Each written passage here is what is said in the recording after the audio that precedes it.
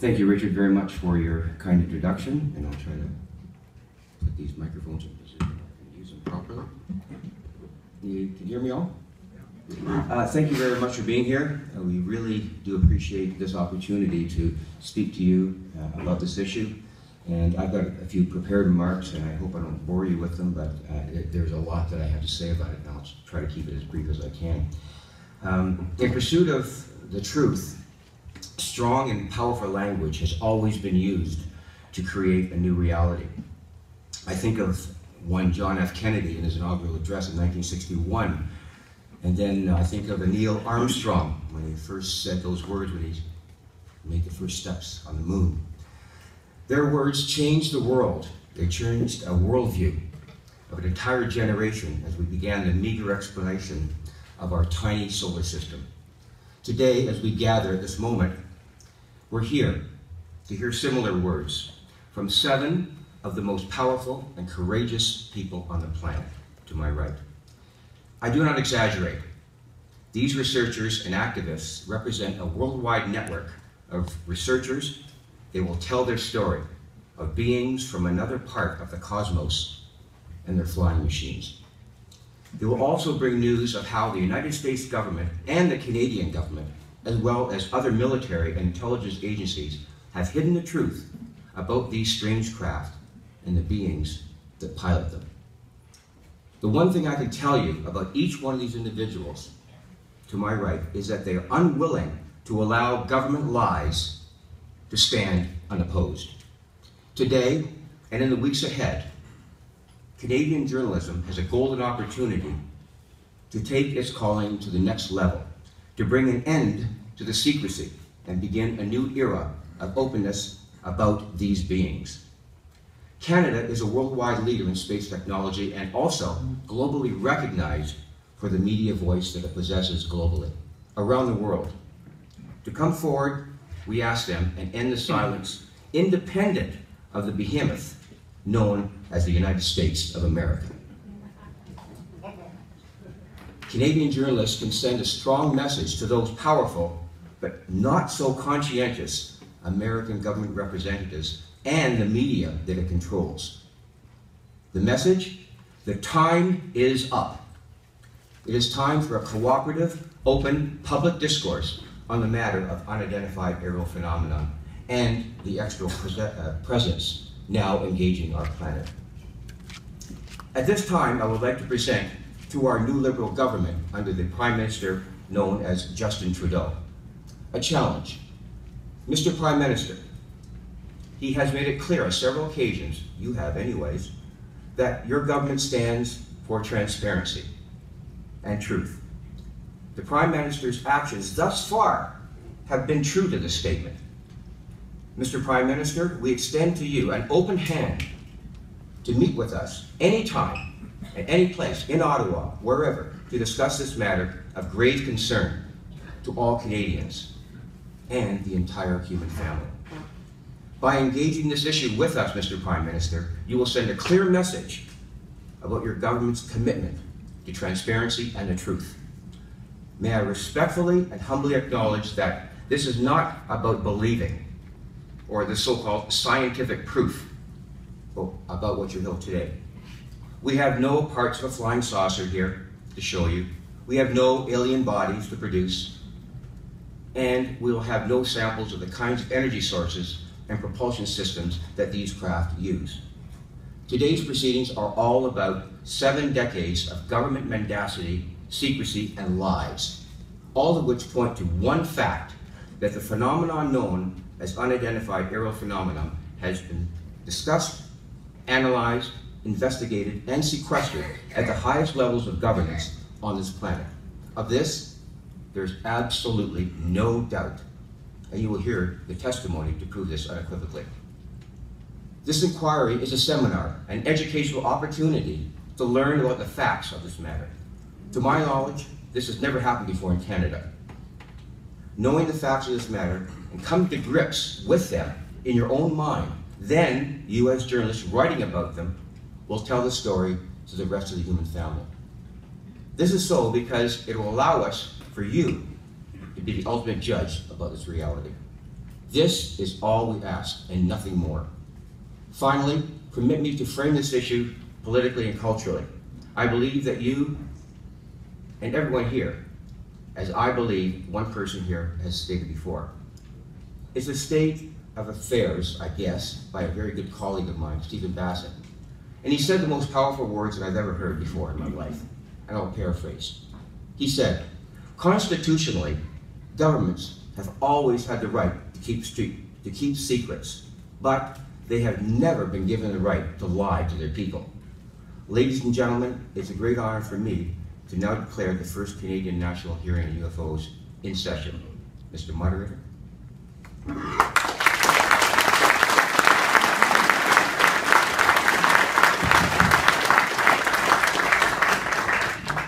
All right, thank you, Victor.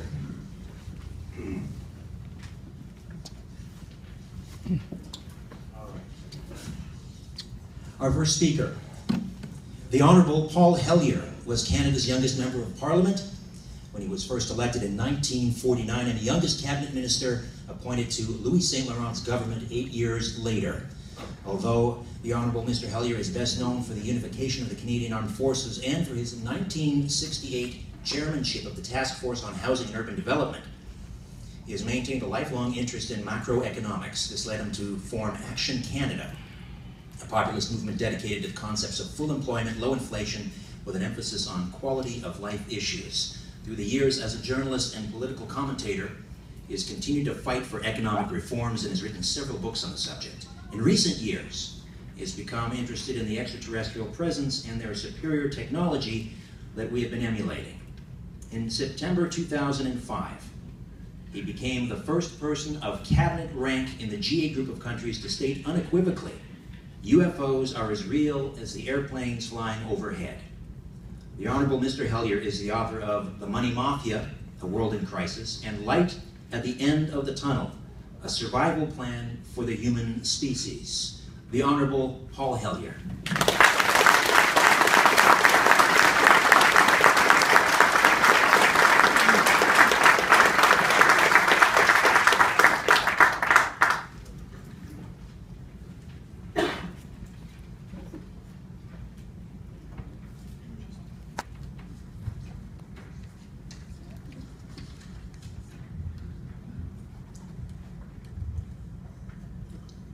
Thank you very much, Richard. I was asked by Victor to put the story in a framework in 10 minutes. This morning I was told that I was going to be the first speaker and tell the story before it's been told. Strange things happen at one of these events, but this is an impossible task, but here goes. In 1940, the Council on Foreign Relations in Washington, D.C. decided that that Hitler was going to lose the war, and that they should start preparing for the next empire, an American empire. And it was to comprise all of the area that Hitler had coveted, including the United Kingdom, all of North America, New Zealand, Australia, and much of the Southeast Pacific Rim. And they've been working at it ever since. They have linked forces with other organizations since, including the Bilderbergers, a post-war organization in Europe, which is the most secretive and one of the most powerful, if not the most powerful organization in the world today. And then the third, the Trilateral Commission, which was formed after Japan began its ascendancy. And these three have been working together, and I call them in my books the Three Sisters.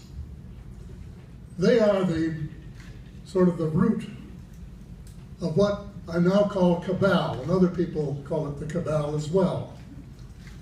The cabal comprises the banking cartel, the oil cartel, big transnational corporations,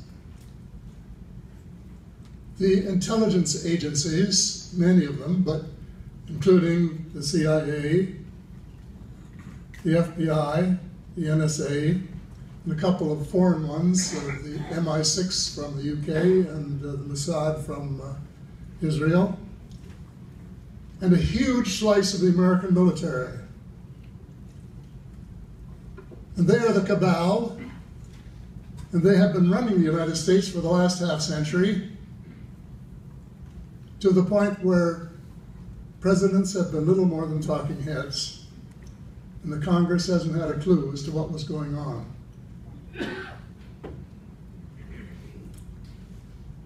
After World War II, there was an operation called Operation Paperclip, which was approved by President Truman to bring Nazi scientists to the United States to help, presumably in the Cold War that would ensue. President Truman agreed on the condition that none of the scientists were to have been active members of the Nazi Party. The armed forces who were doing the invitation, the Army in particular, paid no attention to the president. As a former Minister of National Defense, I know how that works. And they recruited the ones they wanted. They gave them new names, new histories, and high-ranking jobs in the United States in the military and civil establishments. They were working on missiles and new weapon systems of various kinds. Well, then after the two crashes at Roswell, two UFO crashes at Roswell on July the 4th, 1947, one of the machines was sufficiently intact to be recovered, and they began back engineering that. Before long, they moved the operation to Nevada. And the president then was Eisenhower, and he wanted to know what they were doing out there, and they wouldn't tell him. So he threatened to send in the First Army from Colorado. And they capitulated and allowed him to send 4 trusted members of the CIA to visit Colorado and see what was going on. Well, what was going on was exactly what they really expected, and that is the back engineering of one of the vehicles from the Roswell area. I don't think there's been a president since, well, actually Truman, who has really been in the loop, totally. President Eisenhower vented his frustration in his final speech to the American people at the time he was retiring from public life.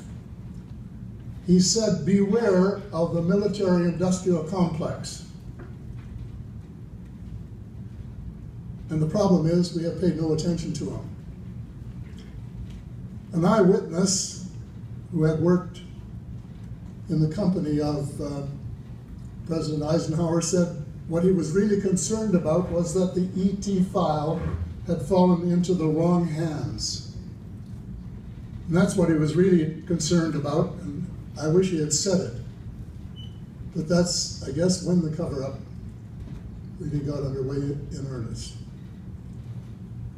Well, a lot of water has gone under the bridge since then.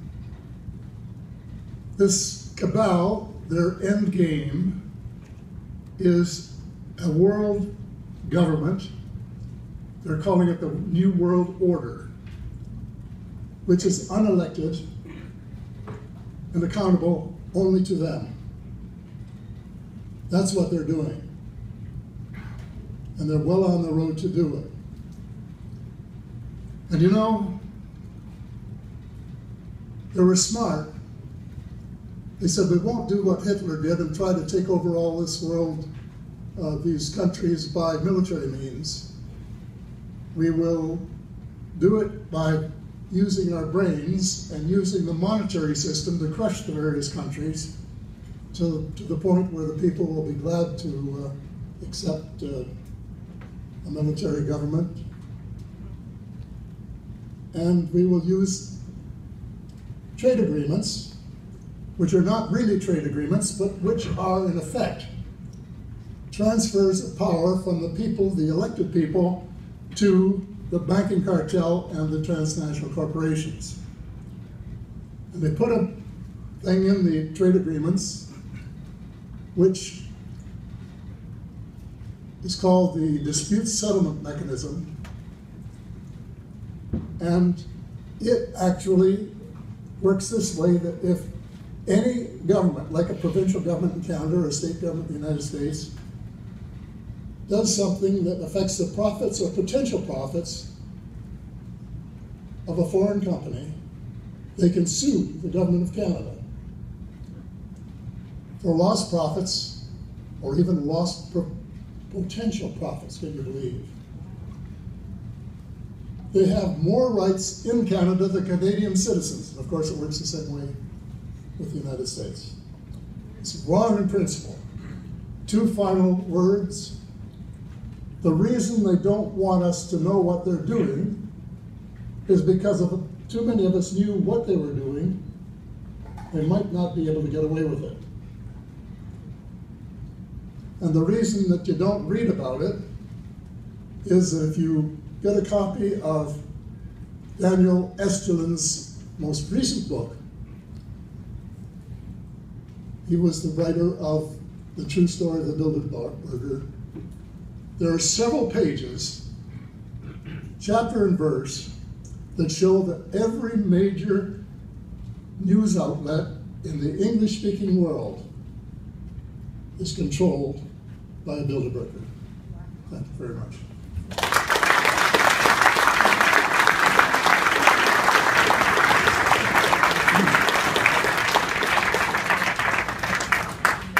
Thank you.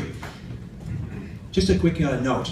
As always, of course, in terms of courtesy, please make sure that your ringers on your cell phones, mobile devices are turned off. However, I'm not going to ask you to put them away entirely.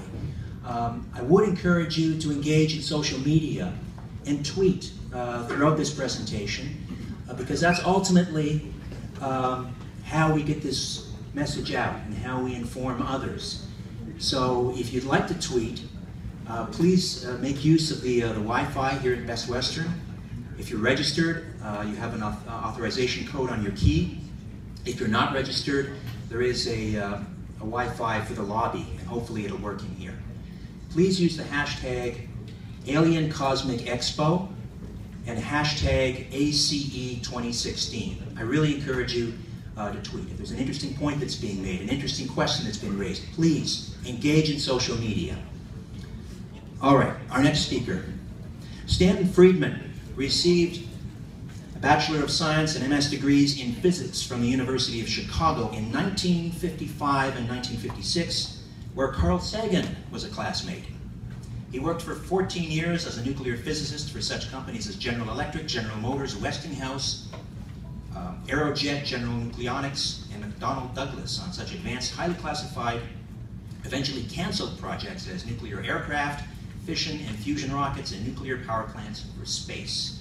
Since 1967, Stanton has lectured on the topic of UFOs at more than 600 colleges and over 100 professional groups in 50 states, 9 provinces, England, Italy, Germany, Holland, France, Finland, Brazil, Austria, Korea, Mexico. Well, just pull out your atlases. He's been there. I've been everywhere, man. Right?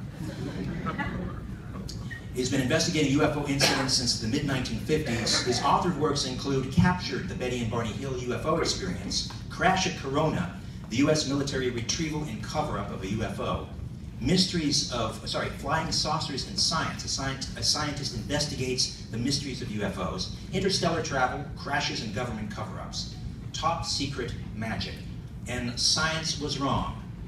Today, Stanton will address the crash near Roswell, New Mexico, and the MJ-12 documents, among other issues. Stanton Freeman.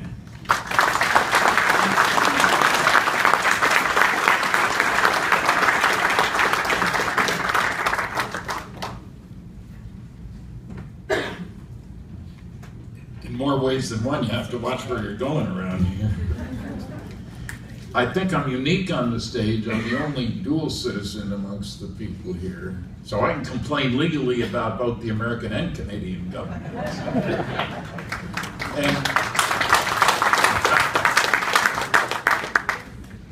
And also, I think I may be the only one besides Paul who has had a security clearance.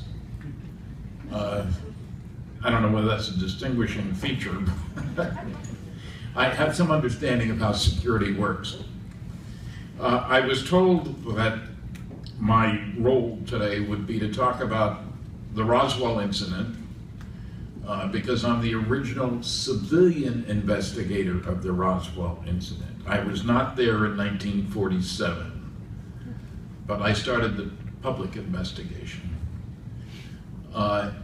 And I'm supposed to talk about something that happened because of Roswell, the establishment of Operation Majestic 12, very controversial group, and also a few words about Wilbur Smith, who was the outstanding Canadian ufologist back in the 50s.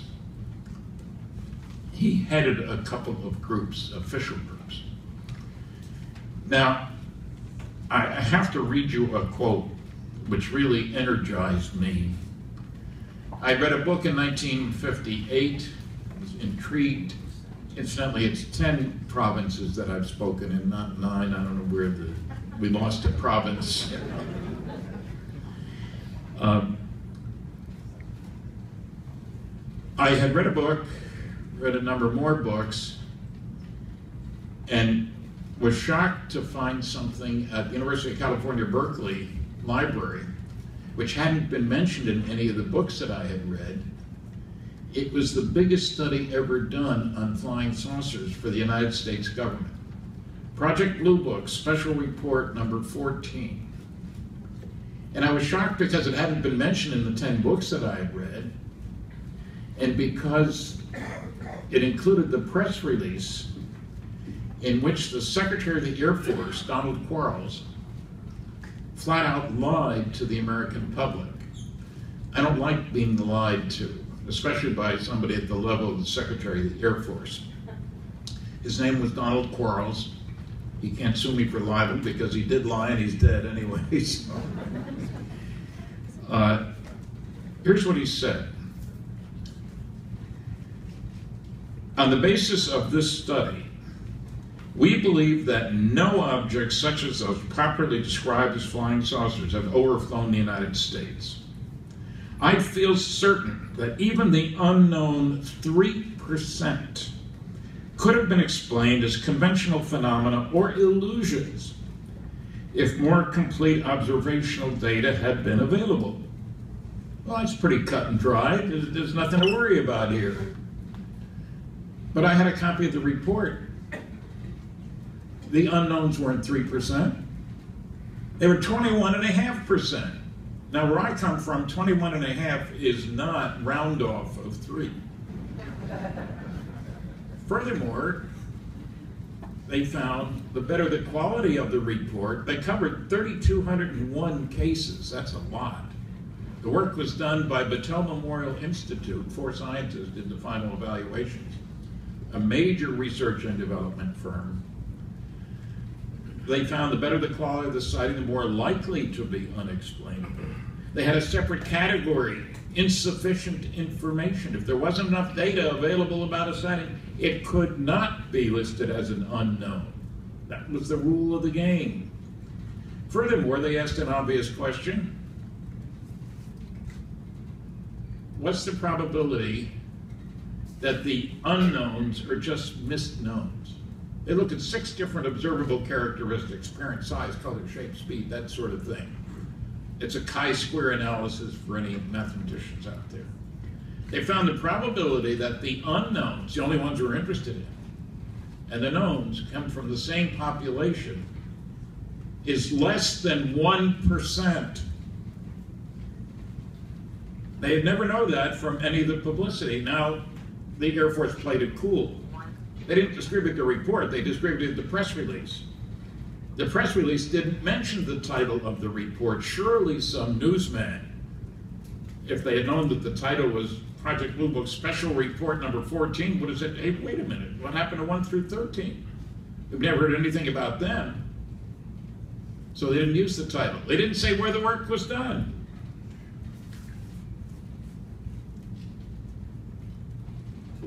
And so it set up a confusing situation, which the public was being lied to. That's what enervated, got me excited about finding out more. I joined a couple of UFO groups, joined those groups, got active, and I joined a local group in Pittsburgh. I was an itinerant nuclear physicist. I think I set a record for working on more canceled government-sponsored programs than anybody. I don't know that I'm proud of that, but that's the way life worked out, you know. Okay, Roswell happened, or I found out about Roswell. I was in Baton Rouge, Louisiana, 1978, to give a lecture at Louisiana State University. I'd given lots of lectures before that. And I was supposed to do 3 interviews at a local television station.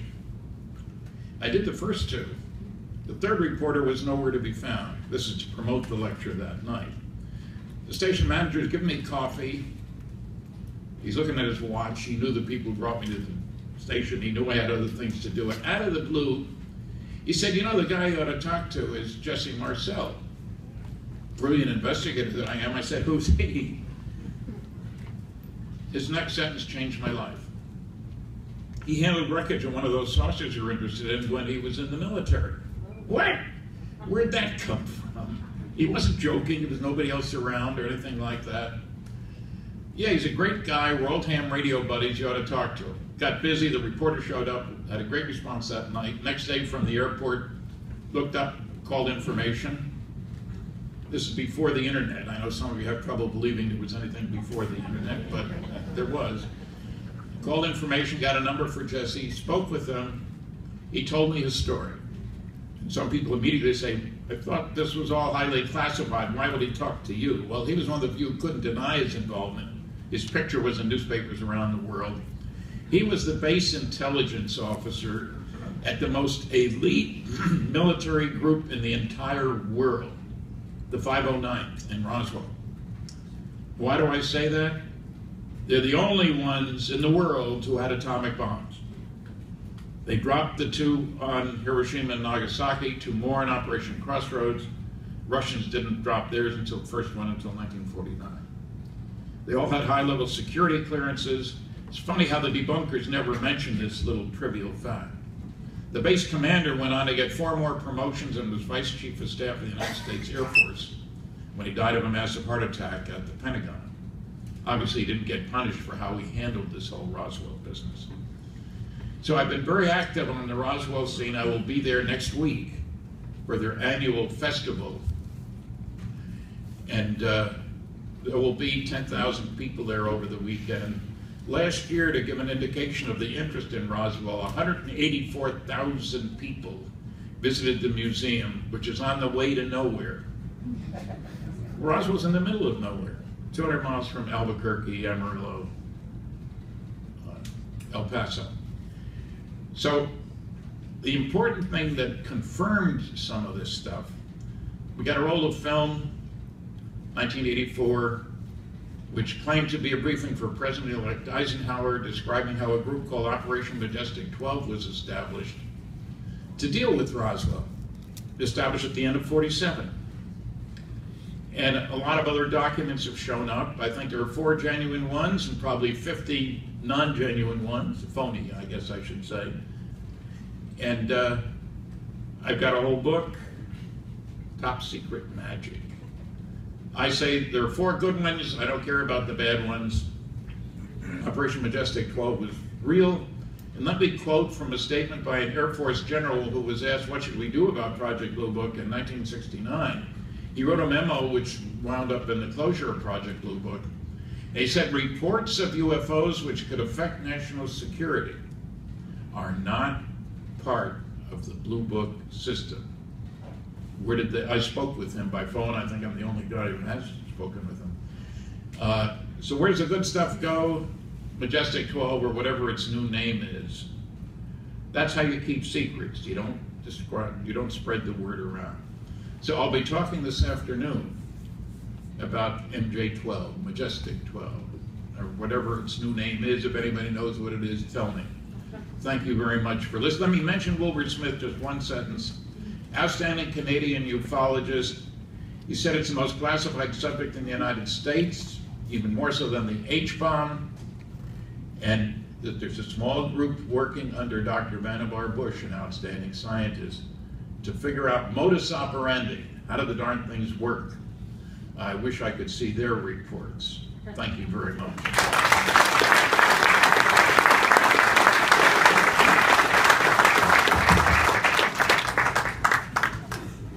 All right, that concludes our first block of speakers, and we'll now turn it over to our journalist academics panel, and we're going to start this session. We'll go from right to left, one question at a time for either the Honorable Paul Hellyer or Stanton Freeman, and we will begin with Frank Cavallero. Frank. This is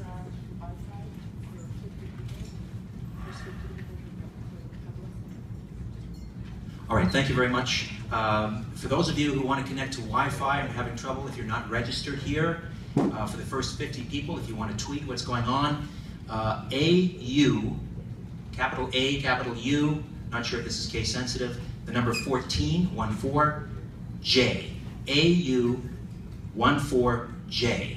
And again, we'd encourage you to tweet. not case sensitive. It's not case sensitive, thank you. All right. Frank Cavallero. Good morning.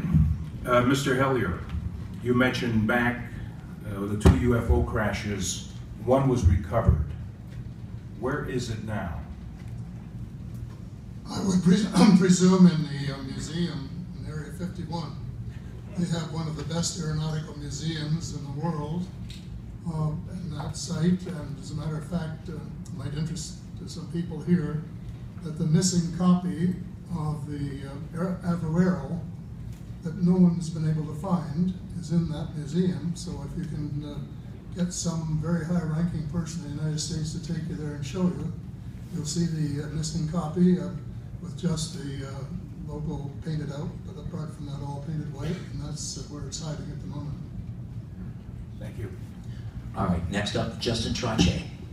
Okay, thank you also to Mr. Hellyer. We hear a lot of talk about which agencies, government agencies or military divisions in the US might be responsible in part for this so-called conspiracy. In Canada, can you comment on who knows and who at the highest levels of government should know but doesn't know? Did you say in Canada? Yeah. I would think probably the clerk of the Privy Council would maybe know. Probably the head of intelligence in the what used to be the National Research Board. And I don't know if any politicians would be told or not. Probably not, unless they knew exactly what they wanted. That was my experience. If you could confront the chief of the defense staff and say, I want such and such, and you knew what you were asking for, you would get it. If you didn't ask, you didn't get it. So I would say that there are very few people, and I'm just guessing based on my experience, there are very few people in the loop down there. There are probably maybe 5 in total, and I won't guess any further as to who they are, but they're very few and very far between. A quick follow-up from Justin. So you were in cabinet. You believe even cabinet wouldn't be briefed on this sort of thing? Briefed on it? No. Thank you. Unless it was something dramatic that they had to know about, which is very rare. Thank you. Next up from Turtle Island News, Linda Powless. Linda. Again, Mr. Hellyer, you talked about the U.S. ET file. Have you ever seen a Canadian ET file? If so, when and what was in it? The only Canadian files that I saw were sightings reports, and they were very similar to the ones that Nick Pope had in the UK and that were reported from the United States, whereas roughly 80% were natural phenomena. Somewhere between 15 and 20% were not. They were unexplained, and consequently, by definition, unidentified flying objects. So there was that proportion that were not pinned down as to where their origin was or where they came from. Supplementary from Melinda Powers. Yes, you talk about treaties that are in place between our world and theirs, and you want to see full disclosure. What do you know about these treaties? How did they come to your attention? I don't know personally much about the treaty. I tried to find the one which allegedly was signed by Mr. Saint-Laurent.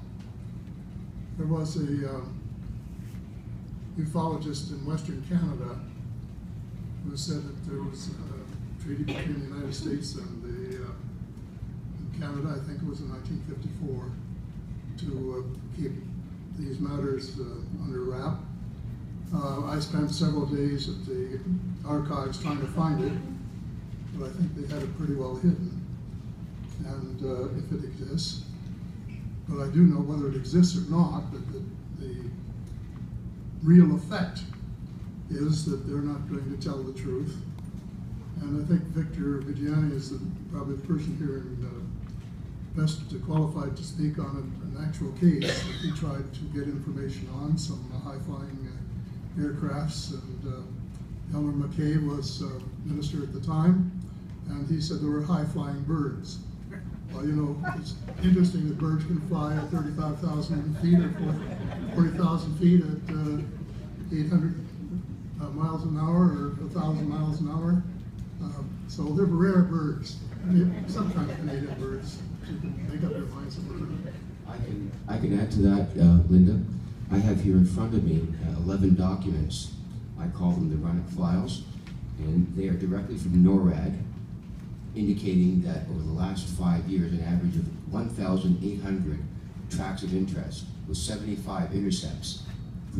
This is directly from the commander in NORAD, with the 75 intercepts. I have the documents here. I also have documents relating to UFOs that have been found by the RCMP. I also have an air traffic control report that references Mr. Hellier's indication that 2 CF-18s chased 3 UFOs in 2001 out of Comox Air Force Base at 35,000 feet and gained contact with these UFOs at 35,000 feet with no gun camera information. I also have Intelligence Committee reports from the Joint Intelligence Committee here in Canada stating that what we need to do is go in a parallel system with the United States Air Force and play down UFOs at all costs.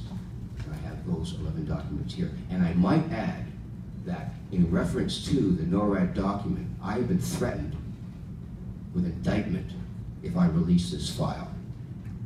And I have it here and I'm making it public. And it talks about any distribution of this kind of information threatens national security, in addition to the Espionage Act of the United States. I'm hereby releasing it to you. I have 11 copies here. And I dare the United States government to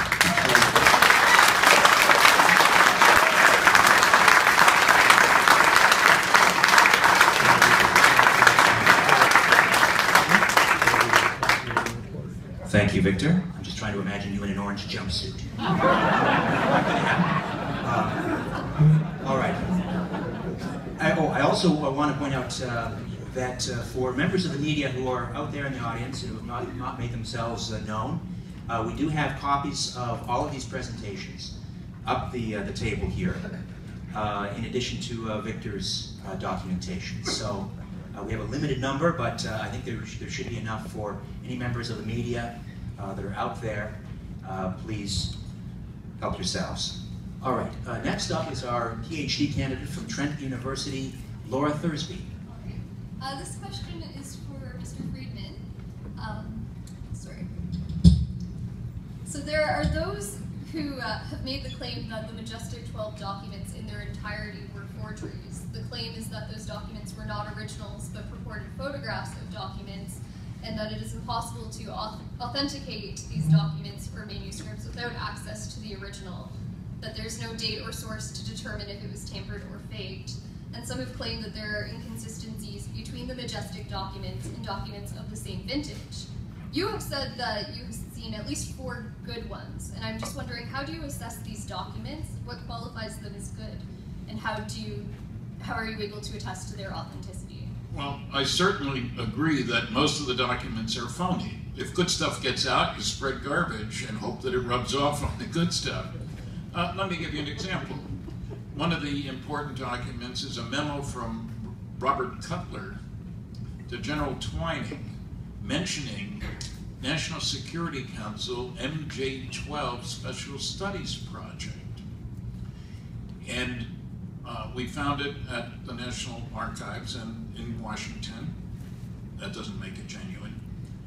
But Mr. Philip Klass, one of the noisiest of the negativists, of the naysayers, a senior avionics editor for Aviation Week and Space Technology, and total debunker, challenged me on those. Perhaps I didn't notice that they were written in the large pica type, but the NSC used only elite type, and he had 10 documents to prove it.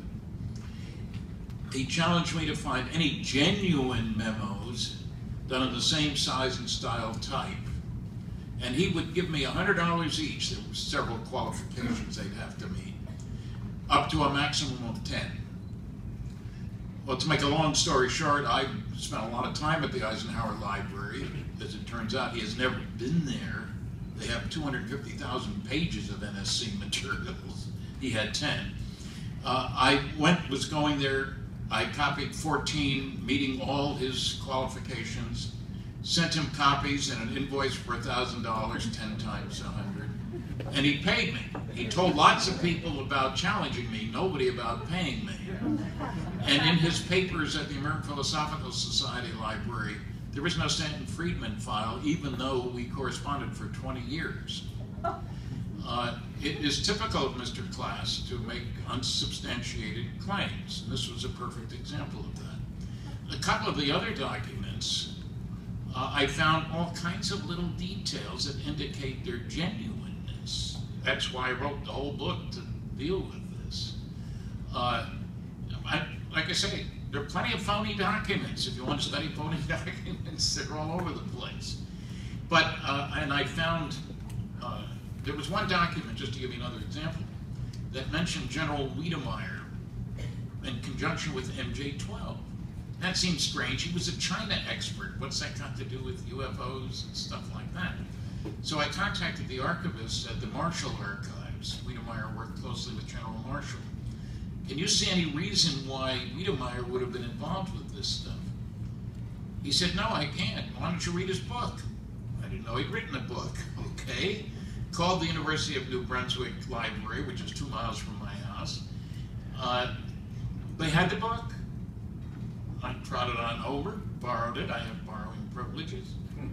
And in 20 minutes, I found 3 documents that had been adjusted, emulated, I call it, to make them seem genuine, but that weren't.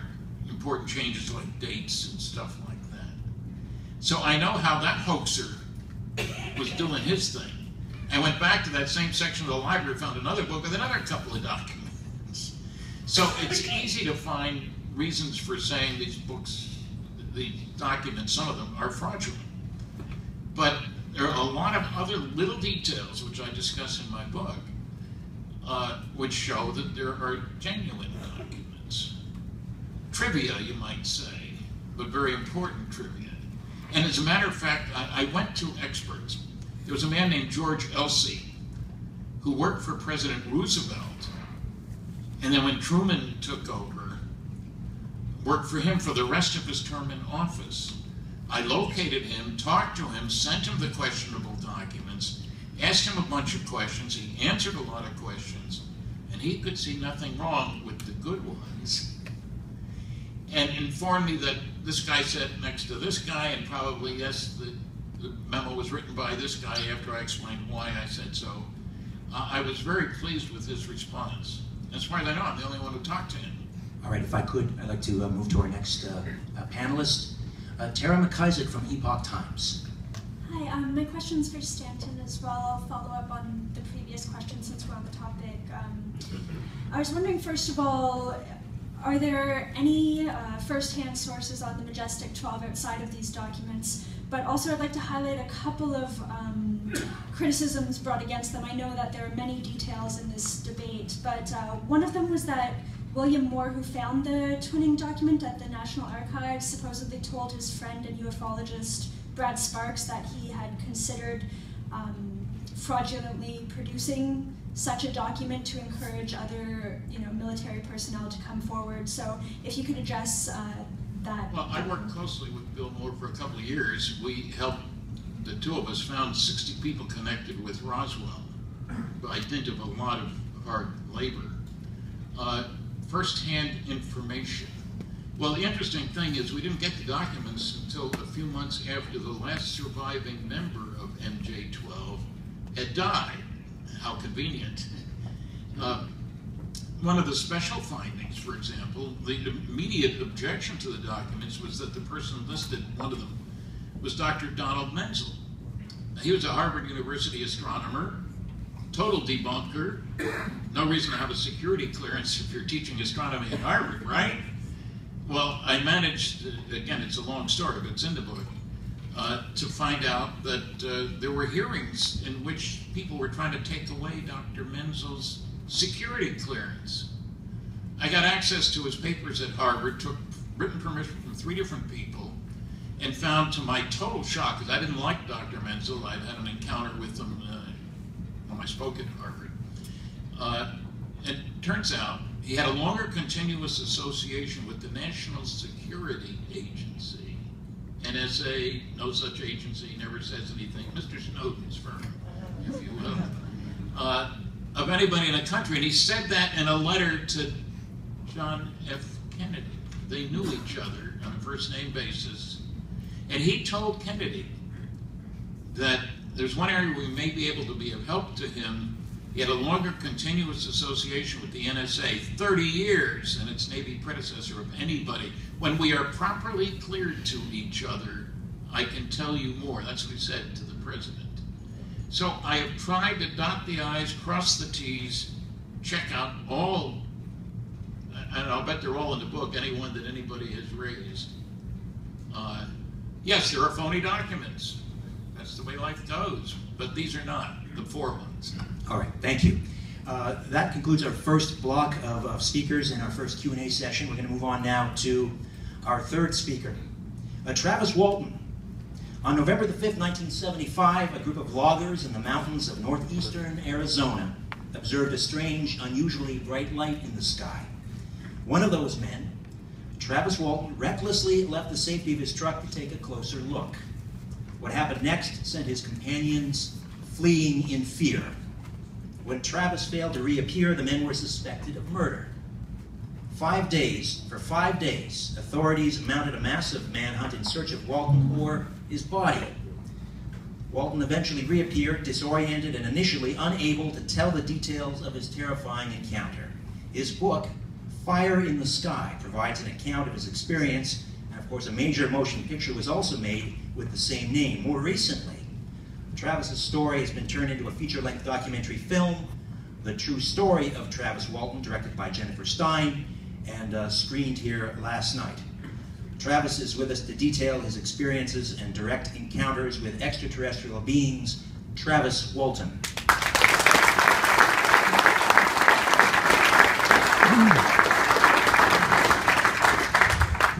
Thank you. Well, I've had 40 years of experience with the resistance to this kind of thing, and the crew, beginning with the crew, being accused of murdering me and making up the most fantastic cover story. You would think that if they suspected a murder, they would come up with something better. He wandered off over the hill, we didn't see him anymore or something, but at the time that the crew passed the polygraph test, the president of the American Polygraph Association said that the odds were over 1,000,000 to 1 of there being any kind of an error. Acknowledging that polygraph isn't perfect, when you have 6 people passing on the same issue, the odds go up astronomically, no pun intended. That was then. As of now, there's been 16 past tests in connection with this incident. I've passed 5 from 3 different examiners, all of whom had years of law enforcement experience, which is the gold standard in polygraph science. But Dr. Harder at the time commented and said, if you had 6 witnesses testifying that they had witnessed a murder, that would have been sufficient to convict a person in the absence of polygraph. But then, for some reason, when it comes to this topic, even the polygraph test isn't enough. They're scratching around, looking for some way to explain it away. And, some of the efforts to explain this incident away were really reaching, and I would have expected journalists to ask a little more questions like, okay, this was all a drug hallucination. Well, there were several similar theories that I'd had a transitory psychosis, become temporarily insane. I just believed this so I could pass a lie detector test, but it didn't really happen because I was hit on the head, or the hypnotist planted these memories. But, the one fly in that ointment for all of these theories is that how do 7 people have the same identical hallucination? So, the famous UFO skeptic debunker launched an ongoing, years-long series of attacks, coming up with theories about the logging contract. Every theory that was advanced has been meticulously refuted, met head on. The Forest Service contracting officer stating clearly, that there's absolutely no way this theory held water. Again and again and again, actual deception being used to try to discredit the incident. Going so far as to offer a $10,000 bribe to one of the crewmen to refute it. That's really going to a great extent. If there's nothing to this, why would there be such a huge effort to try to discredit it? Mike learned years later that his neighbors had rented out a room to the feds to keep him under surveillance. All kinds of harassment coming to Mike, John, Steve. Ridicule factor, that's important. That's an important aspect of the nature of the media coverage of this. And I don't think that individual journalists can be held uniquely responsible for the response that is generated there. There's a multitude of factors here, and when you go to pointing the finger, it's kind of like the way they try to explain the UFO phenomenon. If they can, if the skeptics can demonstrate that this particular sighting was a satellite or a meteor or whatever, they tend to act like, well, we've explained this whole thing away, And the same thing with the problem of getting the truth about this to the public. When you go to pointing finger, you need to be much more accurate. And usually, as in the case of explaining these cases, all of the above is the case, that there's many things going on simultaneously. The UFO debunkers and skeptics are really fond of, if they can find one thing that they can explain, and especially if it's particularly ridiculous, then that becomes the method of dealing with the thing in general. The debunkers have taken the approach that the unproven is the absolute equivalent of disproven.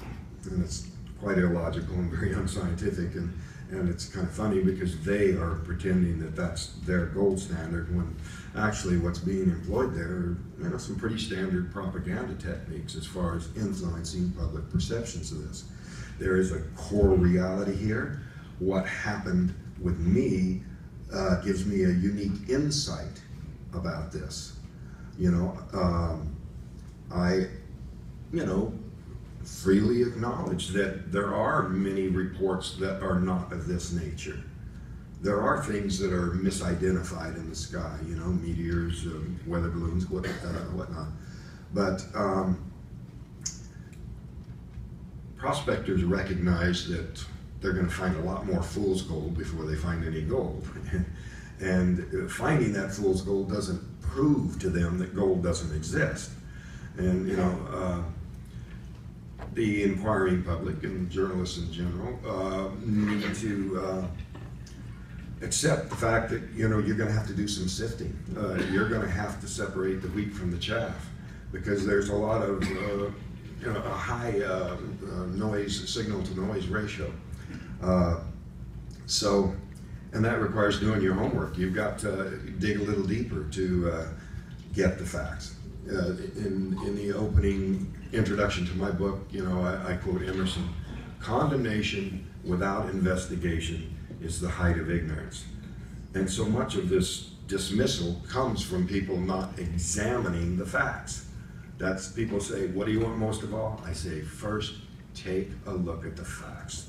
There is good, solid data out there, documentation, military sources. I mean, I've spoken personally with military people and airline pilots and doctors, lawyers, and highly credible people. And some of the most dramatic cases that I put great stock in are cases that no one's heard.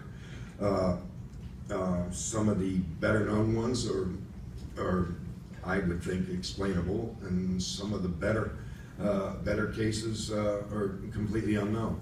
It's a complete mix, and just like anything, you're going to have to do your homework. You're going to have to sift through what's there.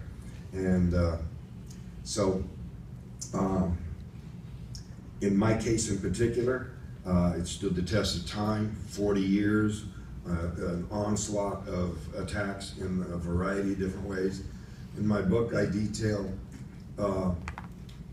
why these attempts to discredit have no validity. And I point people in the direction of finding the facts. And so that's my pleading here, is that the journalism and the public at large get the facts first. Thank you.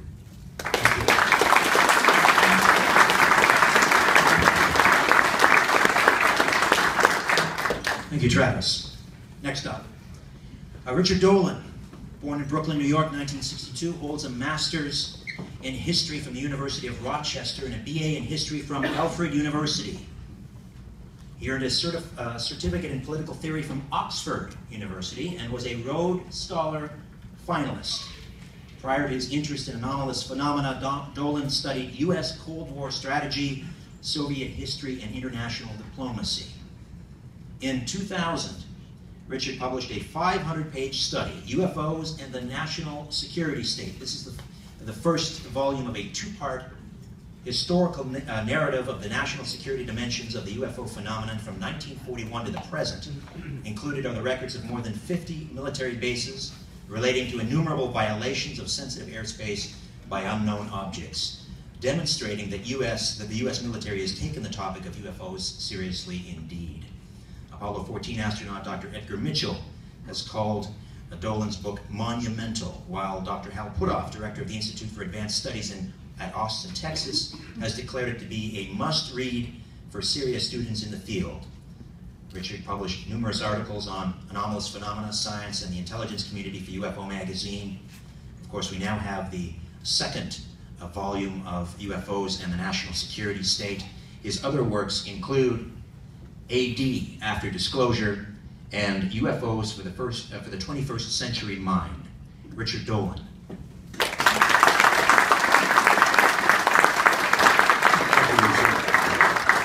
It's a pleasure to be here. I'm honored to be here. I'm welcoming the journalists who are here as well. So 22 years ago, I was in the midst of a doctoral dissertation on the presidency of Harry Truman and his relationship to the Soviet Union, early Cold War strategy, the birth of the CIA, and things related to that. when I fell into the UFO subject. I came across a book that talked about the worldwide UFO cover-up, and I thought, well, that's rather interesting. I'm studying all kinds of official U.S. documents that deal with all sorts of national security matters, and none of them dealt with flying saucers or anything related to that. But of course, even then, we've all heard claims that there was a cover-up. And I thought, well, I'm studying this particular important period of time.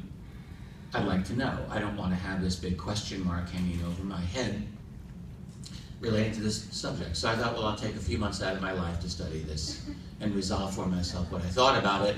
And yes, that was 22 years ago, and this is a subject that just pulls you in. Why does it pull you in? Very simple. What I discovered quickly was that we have in the United States, we have a lucky moment of history, an accident of history, in which our Freedom of Information Act during the late 1970s was actually really worth something. You know, prior to the mid-1970s in the United States, you could be a U.S. citizen and say, I believe there's a UFO cover-up, and the government would say, well, that's really great for you to believe that, but we're not involved in this. And you had very little recourse, other than claims, leaks, and so forth, things that were not confirmable. Suddenly, after Watergate, after Vietnam, there was a certain change in the mood of the United States, and indeed the U.S. Congress passed a greatly strengthened FOIA. It was very important. That was severely weakened, incidentally, by an executive order of Ronald Reagan in 1982, but for many, many years, not that it was a walk in the park even then to get some of those documents, there was a lot of struggle, but it was possible, and thousands of pages of UFO documents were released. You can read them yourself. They're easily available. On top of that, incidentally, there's quite a wealth of documentation now in Ottawa. Canadian National Archives has a lot. I went through those myself as well. What I discovered in the U.S. declassified documents was very, very simple. A lot of them were boring, and quite a few were not. Quite a few of these documents, declassified, not even of the highest level of security, nevertheless showed case after case of violations of sensitive airspace of United States bases by objects that quite simply were not supposed to exist. Described in great detail visually by pilots, by military personnel as disc-shaped, as silent, as exhibiting unbelievable maneuverability. Not just once, not just twice, but many, many times repeatedly. On top of that, we have statements by senior military and intelligence personnel about the serious nature of these.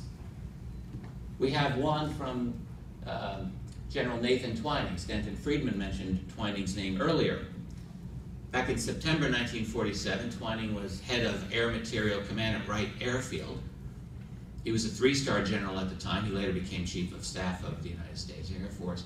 And in 1947, Twining was answering an inquiry from another general who essentially wanted to know, are these flying saucers anything that I need to deal with? And Twining wrote back an extended multi-page memo which said, yes, this phenomenon is real, not visionary or fictitious.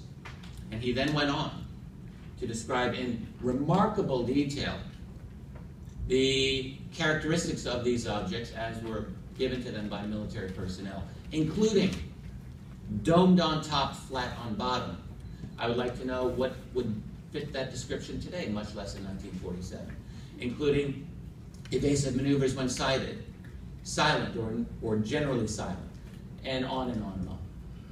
We have a memo in late 1952 by the Director of Scientific Intelligence of the CIA to the Director of the CIA, in which he stated, this is after a very, very profound year of many, many military and civilian sightings of UFOs in the United States that frankly were utterly bewildering, in which this Director of Scientific Intelligence stated, at this time, reports of unknown objects at great altitudes and great speeds in the vicinity of major U.S. defense installations are of such nature that they are not attributable to natural phenomena or known types of aerial vehicles.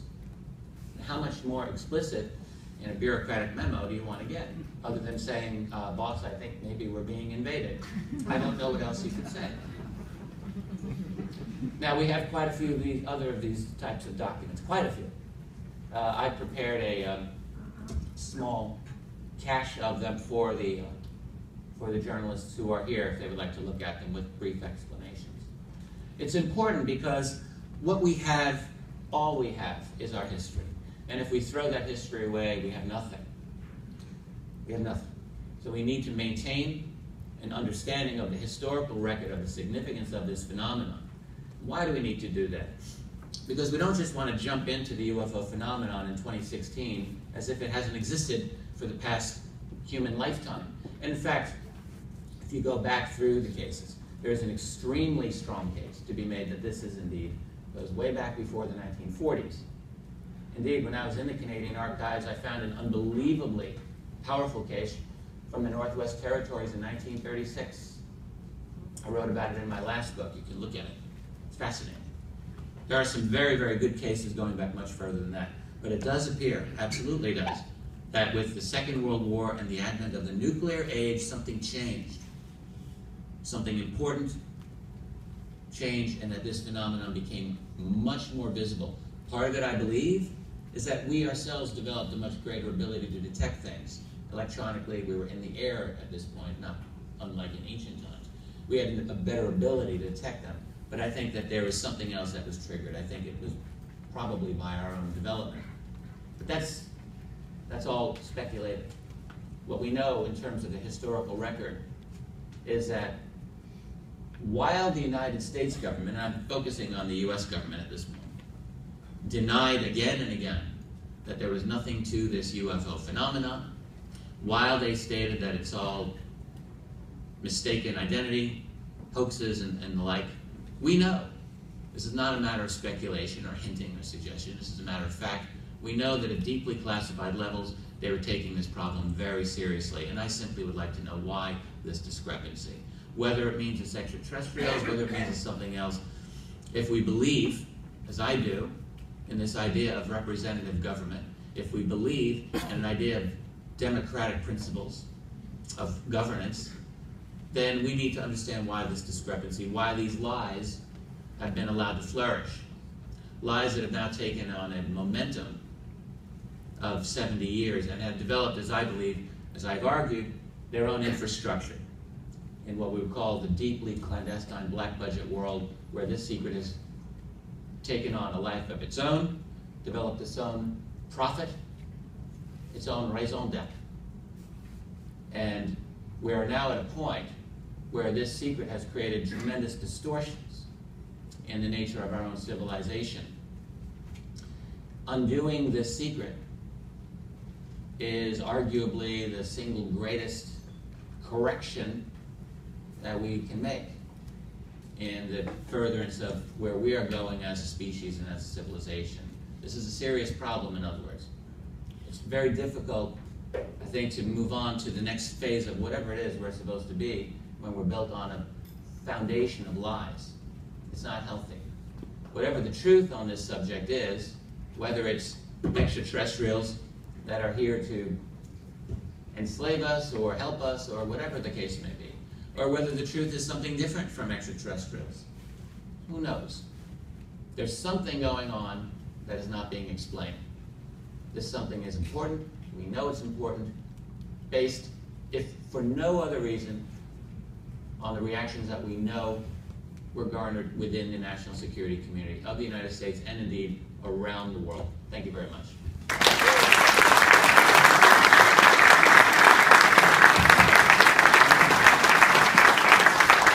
Thank you, Richard Dole. All right, we will resume with our Q&A session now, and we'll go to CBC's Frank Cavallero. Frank. Mr. Walton, since 1975, how has your life changed? Oh, that's a good question. Yeah, 1975. Well, you know, initially the local reaction was pretty hard to endure. You know, there was people who were, you know, very frightened by the very idea, and I think that was at base a lot of the source of motivation in resistance to accepting this. You know, they would rather believe that the crew had murdered me than that they had seen what they'd seen. But you know, you go out in public, people react to you. The glances, the whispering, that sort of thing. Gradually over time, that's improved a lot. And in the last few years, it's completely turned around. I think over time, you know, the truth comes out, and people are better educated about the rumors that were put out, the tricks that were used to try to explain it away are seen for what they are. And I think also the world at large is more in a situation where they're going to be open to this kind of thing. You know, that just it takes time for this stuff to work its way through society. You know, how shuttle missions became so routine that, you know, the world wasn't glued to their TV sets anymore. People were actually bored with space travel, if you can believe that. But over time, you know, things have changed. Dramatic improvement in people's reaction, their receptivity. You know, the announcements from NASA about information gathered from the Hubble telescope. That, see, back at the time that this happened to me, the skeptics were fond of saying, well, there might be life out there, but they could never find us. We'd be like this little grain of sand on the beach somewhere, you never find it. But, you know, if we, with our comparatively primitive technology, can identify dozens of possibly Earth-like planets from here, certainly civilizations vastly older than us have known about us for a very long time without even coming here. Have you ever thought that they would come back and get you? I was very worried about that for a while, because my perception of the incident was much more negative at the time. But, you know, over time I came to a better understanding of what happened there, that you know, actually, short of calling it an abduction, it's probably a better word would be ambulance call. That I got too close to this object and was injured, and that they were the only ones in a position to reverse the damage. All right, Justin Trache, Star Spot Radio. Yes, thank you. My question is for the second presenter. You referred a lot to documents and memos which are suggestive of some sort of conspiracy, sometimes ambiguous. At best, there's something going on, as you put it. But do we have any direct primary physical evidence that there has been alien encounters between aliens and the human race? I believe that my name is Richard Dolan. My argument is to take one step at a time. So I would argue that a document is a piece of evidence. I would suggest that a government archival document is something that is part of our history. And it is our obligation as historians and as students of society to understand what those documents mean. This is what historians do. So if you're asking, do I have an artifact from a flying saucer or a piece of an alien body, I would tell you that I do not have such a thing. What I will tell you is that the historical record doesn't suggest or hint, and it is not ambiguous. It's quite clear. It's very clear that this was a phenomenon that the United States military, and I'll focus on them for the moment, took extremely seriously in the late 1940s, and in fact continued to. One of my early questions, in fact, was to find out whether they ever stopped taking this seriously, and I never found any evidence to the contrary, despite public claims that they said, you know, as I said, misidentification and so forth. What you find in the classified world is exactly the opposite. Stanton Freeman would like to respond, and then Justin, if you have a supplementary. Stanton? Just a quick comment that we have from the National Security Agency under Freedom of Information. Took a lot of years to get. They finally released 156 top pages of top secret Umbra NSA UFO documents. There was one little problem. You could read one sentence per page, everything else was whited out. CIA originally, because of Freedom of Information, released about 800 pages of documents, nothing above secret. Several years later, I was able to get a number of top secret documents, all blacked out. There's no way to deny that they're withholding information. And this goes back to the 80s, mind you. How much have they developed since then? And also, there is a letter on record from the NSA to all their local groups. If they receive a request from Stanton Friedman, they gave my address, but they blocked that out on what you get. Nice guys. Do not respond as required by a certain regulation. Instead, send the request to the central office and we'll take care of it. Now, if there's nothing to cover up, why do you do that? So, remember that advanced technology is highly classified. You don't hand out pieces of new technology because you can't tell your friends without telling your enemies. All right, if I could get Justin, do you have a supplementary? All right, thank you. Linda Powless, Turtle Island News. Actually, Mr. Walton, I was just wondering, is this on? I guess it is. Mr. Walton, I was just wondering, out of a number of UFO encounter accounts that we've read over the years, or seen over the years, they always talk about people continuing some kind of dialogue or communication after their initial exposure or meeting. Why didn't that happen with you, or has it happened with you and you just haven't told us? Well, there are a lot of things in connection with this I wouldn't, put out there because I don't think that adds to credibility, because anything that I can't document is, going to be subject to attack. So I've tried to stick to the things that I can document, and even some, pretty interesting things I kind of delayed, bringing out until I could, show the documentation for it. And we've done some follow-up research at the site. There's all sorts of things in connection with magnetic readings, Geiger counter readings, medical testing that's ongoing. All that stuff,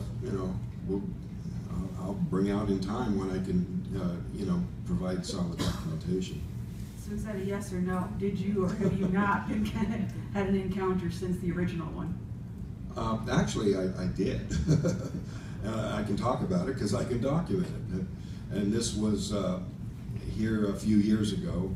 I had a couple of other people with me. And then we were able to tie that in with a UFO reporting website called UFOstalker.com. So there was, like 20 people who saw the same thing or reported the same thing. And just based on the percentage of people likely to report it or even know about that website, I would, other witnesses were probably in the hundreds. And it was one of these commonly seen, commonly, imagine that, giant black triangles. So I can talk about that one. Yes, go ahead. If I can just, as well, to Mr. Dolan, you make mention about the existence of breakaway civilizations. What are you referring to? Well, that's an idea that I explored in some of my earlier books. When I coined that phrase, breakaway civilization, I was trying to understand really what the black budget world would look like on steroids, as it were, with ET tech thrown in. It's been known to me, there's been a number of researchers looking at the black budget world, that there are clearly technological developments that are classified. I recall a number of conversations I had with former NSA scientists who described some of the technology they were using in the mid-1960s, well ahead of the consumer market, 30 plus years ahead. And and it's only been a hypothesis. It's always been a hypothesis, but I think it's a valid one. When you see a classified world that is studying a phenomenon that is kept away from the rest of the society, and breakthroughs, let us assume breakthroughs are made. Some of them might be great money makers. that would be transferred into private industry. Others might be too important to transfer to private industry. Would there be breakthroughs in what we call field propulsion or anti-gravity type technology? Would there be breakthroughs in energy generation, things that would imply a post-petroleum civilization or infrastructure? I believe that there have been enough leaks from the classified world to indicate the answer to that is yes. And if that is so, it would mean that, in a sense, our future here is being held hostage by secrecy. Meanwhile, this classified world, this black budget world, would continue on with these developments. They would have, in other words, access to science that we would not have access to. What could they do, I wondered, with that type of science? Could they go off-world, as has been claimed? Could they have encounters with entities or beings, as has been claimed by some? Would they have a completely different understanding of themselves and the universe? What would this constitute? Would this constitute a separate civilization, one that is, in a sense, broken away from our own? So that's the core of the idea. I've noticed a lot of other people take that idea and have their own interpretation of it, but I think it's a workable hypothesis. All right, to our representative from Trent University, Laura Thursby. This question is relevant to both speakers, so you can decide upon who wants to answer. There's certainly much unexplained when it comes to the phenomenon of alien abduction, but what specifically points to these entities being from other planets in our universe? Could the experience of abduction not be more closely linked to other unconscious or inaccessible phenomena that humans have never been able to explain? For instance, just a century ago, we would be likely hearing of stories of people being visited by angels. Is it possible that aliens stand in as a sort of angel or demon in a secular society? What do you make of the possibility that aliens are not extraterrestrial beings from other planets that we can discover eventually through science, but instead some other unknown phenomena, such as psychic, supernatural, or religious forces? I'll take this quickly. Maybe Travis will want to chime in. I think your question is entirely valid.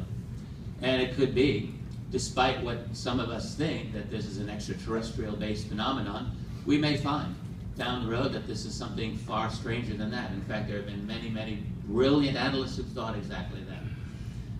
There are reasons to consider an extraterrestrial hypothesis, however. They're not trivial.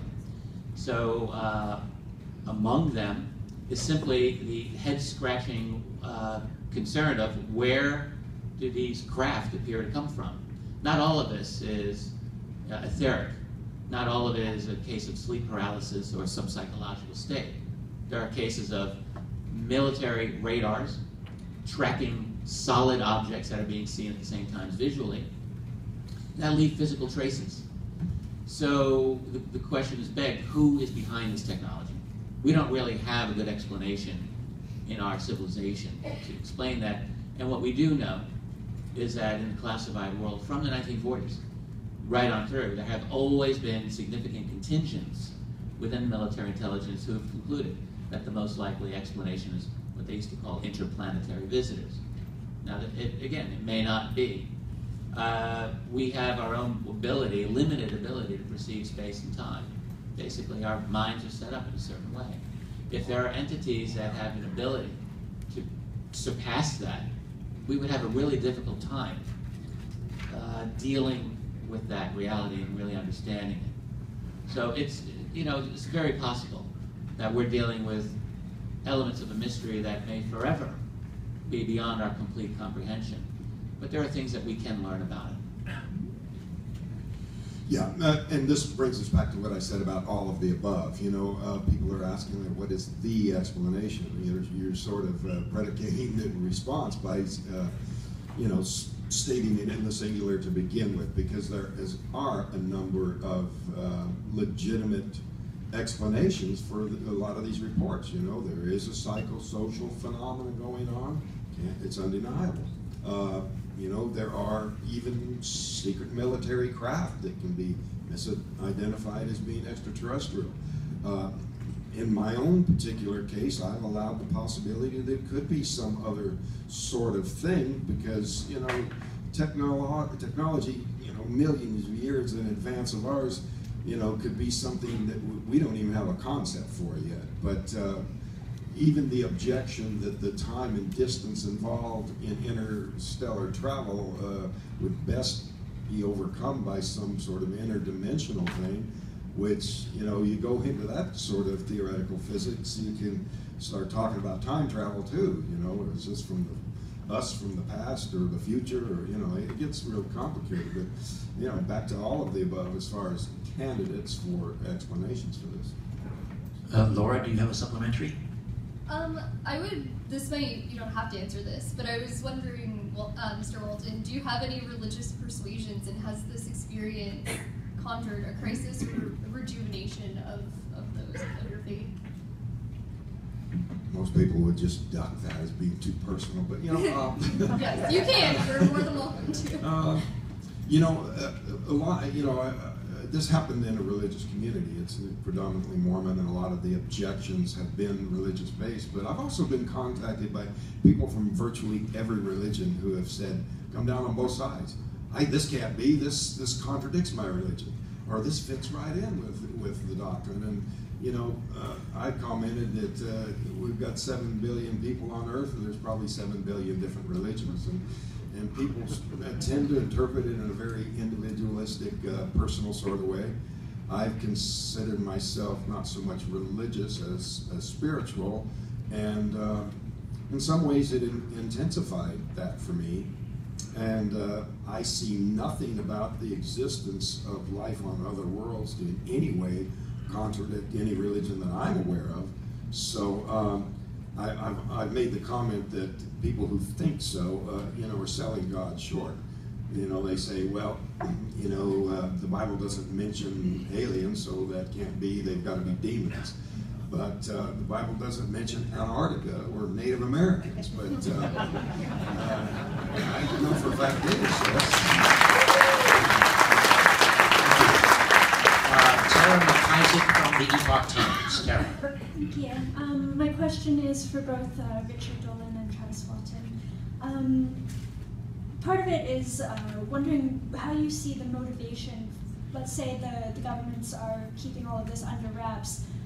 The motivation for keeping it from us, and also let's pretend tomorrow we got what everyone's asking for, and they opened everything up and they said we've been in touch with aliens, we have, you know, free energy technology, we have all of this. What would be the reactions? And I think specifically, you know, Travis, you might have an idea of the emotional response of the people. You know, there's this idea that they're protecting us because we couldn't handle the truth. I mean, you started off with a reaction of fear, and then you came to terms with it. There was a certain process there.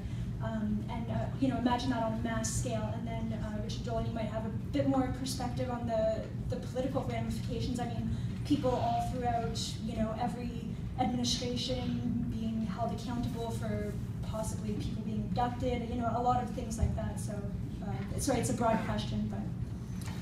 Well, you know, without being too dead set against all secrecy is evil, you know, I can acknowledge and concede that, you know, perhaps some of this secrecy is for our own good, in the sense that, I mean, they can reach for that sort of justification.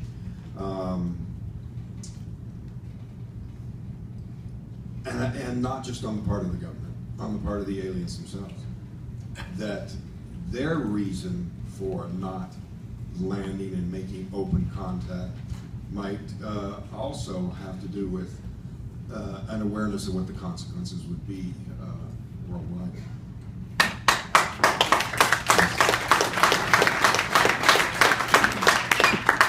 Your question is something that I've really wondered about a lot over the years, and what I try to do is use, to go back in time, as it were, to 1947, late 1940s, and put ourselves in the position of, let's say, President Harry Truman of the United States, and look at the situation as it unfolded at that time. So the Second World War had just ended. The entire world was in a state of flat on its back, millions of homeless people in Europe, millions on the brink of starvation. You have a burgeoning Cold War, a lot of tension erupting everywhere, and now suddenly this phenomenon that you don't really know what it is kind of dumped in your lap, as it were. Because the thing is that this phenomenon of flying saucers wasn't simply something that the world dealt with, it was something that the United States military had to deal with. And the question is, how did they deal with it? Is it the case that they acquired exotic technology embodies? I believe that that answer is yes. People like Stanton Freeman have researched it, other people have researched it. I think that that's true. What we know for absolute fact, through the U.S. National Archives, as I was stating earlier, this is a phenomenon that was a serious issue involving sensitive air bases. So let us look at the structure of secrecy as it would evolve. If you were the president, you'd have to ask, would you tell the world about this? I think the answer is no. The United States in 1947 did not want to share atomic technology. This is a very big issue at the time. The United Nations was actually knocking at the door of the U.S. saying, your atomic technology is so important, it needs to be under United Nations authority. And the U.S. answer was, no thank you, we're going to keep this to ourselves. That would be the quickest way to give it to the Russians and others. So I think it would be very obvious to see that they would not want to share something as exotic as extraterrestrial technology. What would they do? You would create a structure of secrecy. You would gather your best people around you. You would say, okay, your job is to manage the media. Your job is to manage the academic community. It's not that difficult, actually. People think it is. It's not. Your job would be to see how bad public panic would be, and your job would be to have the technology studied so we can make sense of it, and on and on. All of the logical questions, I think, is exactly what they did. The problem with secrecy could be started for very good reasons. The president himself would probably not know, are we dealing with friend or foe? How do you deal with this public relations nightmare? But the problem with secrecy is that it develops a life of its own, and eventually is a corrosive, not a helpful influence on our society. And we have to, get to a point and ask ourselves, at what point is the secrecy beneficial, and at what point is it harmful? That's a political question. People have kind of different opinions on it. My opinion is that it's become harmful. Tara, do you have a supplementary? No, that's okay. All right, we are right on track, so kudos to all of you. We have a little bit of extra time here before we break, so Justin, I know you had an extra, if you could ask a quick question. If there's anyone else on the panel who would like to ask a question, and let's open it up to the Honorable Mr. Hellier, Stanton Freeman, Richard, or Travis before we break as well. I'll use my follow-up question here because I do have one for Mr. Dolan while we're talking about government motivations. We've been talking a lot about the US and to some extent Canada. There are, of course, over 200 federal governments on the planet. If we understand this as an international phenomenon, how can we believe that all of these governments have agreed in some way to collude in terms of maintaining this conspiracy? Aren't there, humans have lots of different individual motivations. Would there be different reactions among the world's leaders and when some of them want to favor disclosure? It is an outstanding question and a difficult one, and one that we really have to be asking. I've been wondering about this myself. So the best way that I can deal with it is I look at a few things. One is look at the relationship, I try to, of the United States with its allied nations. The United States, of course, is without question the senior partner in nearly all of its relations with other nations. You look at Europe, which is nothing really more than a vassal of the United States at this point through NATO. You look at the Canadian government and military, ditto. You look at the U.S. relationship with all of its other, for a perfect example, when you study global military spending, all right now the United States spends about 40% of all military spending in the world. That's by far and away the greatest. Now there's China and Russia, which are 2 and 3 in ranking, 8% and 3%. And then all of the other nations that follow are, in fact, U.S. vassal states, I would suggest to you. Even a nation like Brazil, which has been under essentially an undeclared U.S. attack in the last few months, the former Brazilian president, Dilma Rousseff, who we know through the Snowden revelations, her cell phone, her emails, all of the cell phone and emails of her ministers were all monitored by NSA. If Dilma Rousseff had wanted to say something like this, the heck with the United States secrecy, we have our own UFO cases, we're going to disclose them. I guarantee you, Dilma Rousseff would have to be very careful about her planning of such an event, because none of it would go without the so-called Five Eyes, that is NSA and the NSA equivalents in other nations. They would know. The United States has, this is never discussed in international politics, but the United States dominates nearly all of the other nations, except China, except Russia, and a few other smaller nations like Iran and Syria and so forth, North Korea. But Russia and China are the big wild cards. That's a whole other conversation we'll need to have. I believe the reason for the secrecy in general partly US domination over the system, and then partly over genuine fear of all of these nations over the implications of what would absolutely be a post-petroleum economy. Because there's no way that a president is going to say these flying saucers or UFOs are real. It'll take all of 5 minutes before people start to realize they're using something other than petroleum to go from point A to point B. And implicit then is a post-petroleum global infrastructure. Okay, a quick comment. Mr. Hallier would like to weigh in on this. One additional person in Ottawa who would know is the Chief of Emergency Measures. And the reason I know is I interviewed the previous one who is now deceased. And he went to Langley, and the CIA asked him if he would like to see one of these craft. And they flew him to Area 51 and let him go inside one and observe it and make notes and all of this sort of thing. I guess presumably to be in better position to cope with it if one crashed here and he was involved in trying to do something positive about it. And but before he was allowed to go, he had to sign an oath of secrecy and not tell anybody. And during his life, he didn't tell anybody, including his wife. And an Air Force buddy phoned me, and he was dying still with Lou Gehrig's disease. And at that point, he thought he should tell somebody. And so I made an appointment with him, and then my friend phoned and said, "You better get in touch with him right away because he's just about on the edge." I phoned him. He gave me a full report of what he saw and the whole idea of the inside of the craft and this sort of thing, and the fact that he had been briefed in many things, but now he felt he could tell somebody, and he thought that that would be a good one to tell. All right, thank you. Stan? One thing we have to recognize is that for every nation, if there's a big announcement about aliens are real, there's the question of owing allegiance to the planet instead of the individual government. This planet operates on nationalism. I'm an American, I'm a Greek, I'm a Peruvian, Canadian, whatever. Nobody in power, it's been my observation, wants to give up power.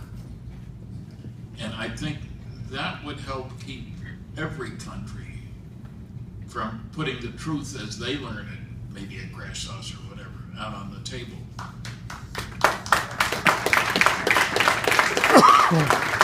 All right, we have time for, is there anyone else on the panel who'd like to ask one more question before the break?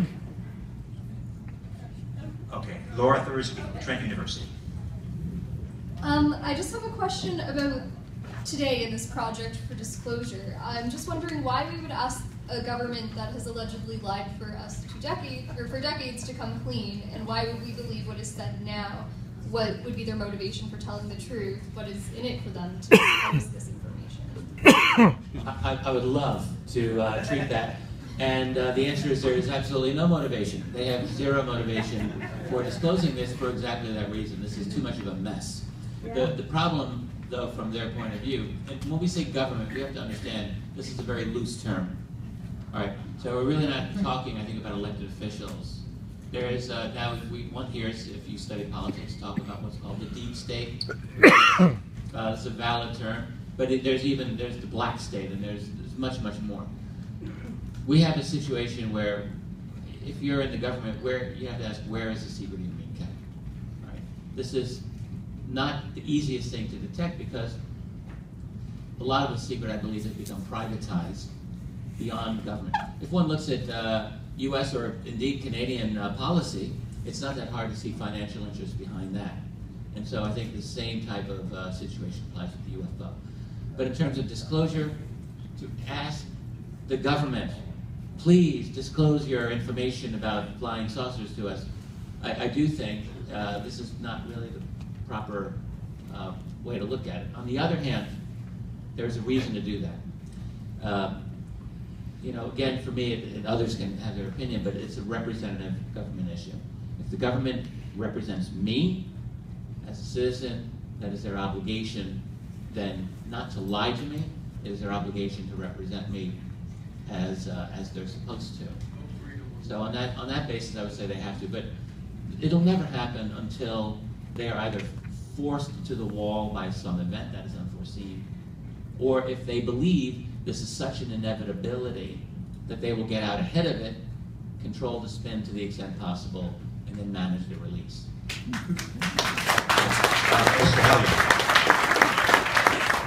There's one further point that I alluded to.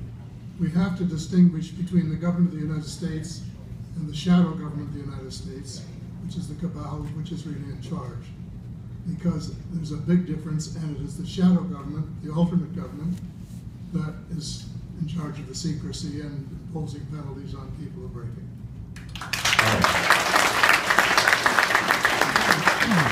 So, ladies and gentlemen, we are now going to take a break, grab a refreshment, stretch your legs, and I would ask that you be back in here and in your seats and ready to go at 10 minutes past 11. That's 15 minutes from now. We will start at 11:10, regardless. Okay, so see you back here shortly. Thank you.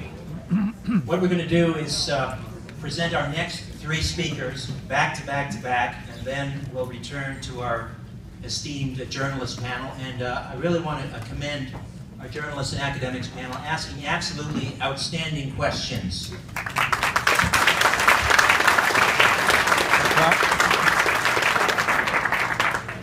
All right, our next speaker became involved in ufology in 1975 after a series of personal sightings of an object which became locally known as Charlie Red Star.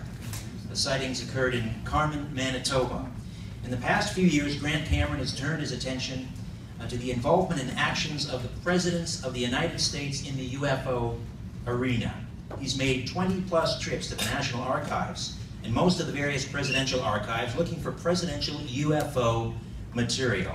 One highlight of his presidential UFO research was the chance to question Vice President Dick Cheney on his knowledge of the UFO subject. It's taken about 30 seconds.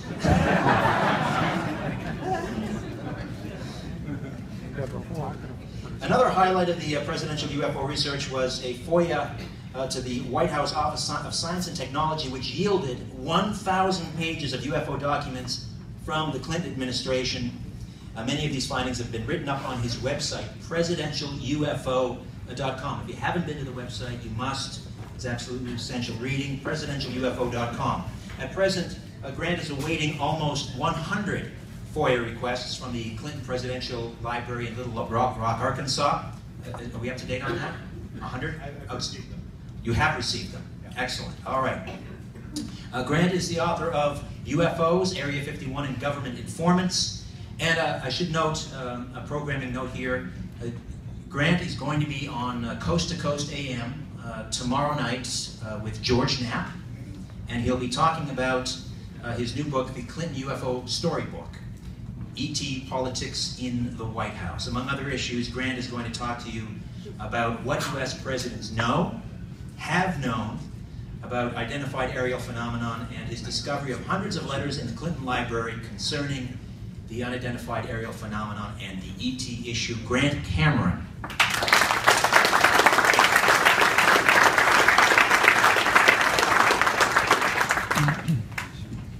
Thank you.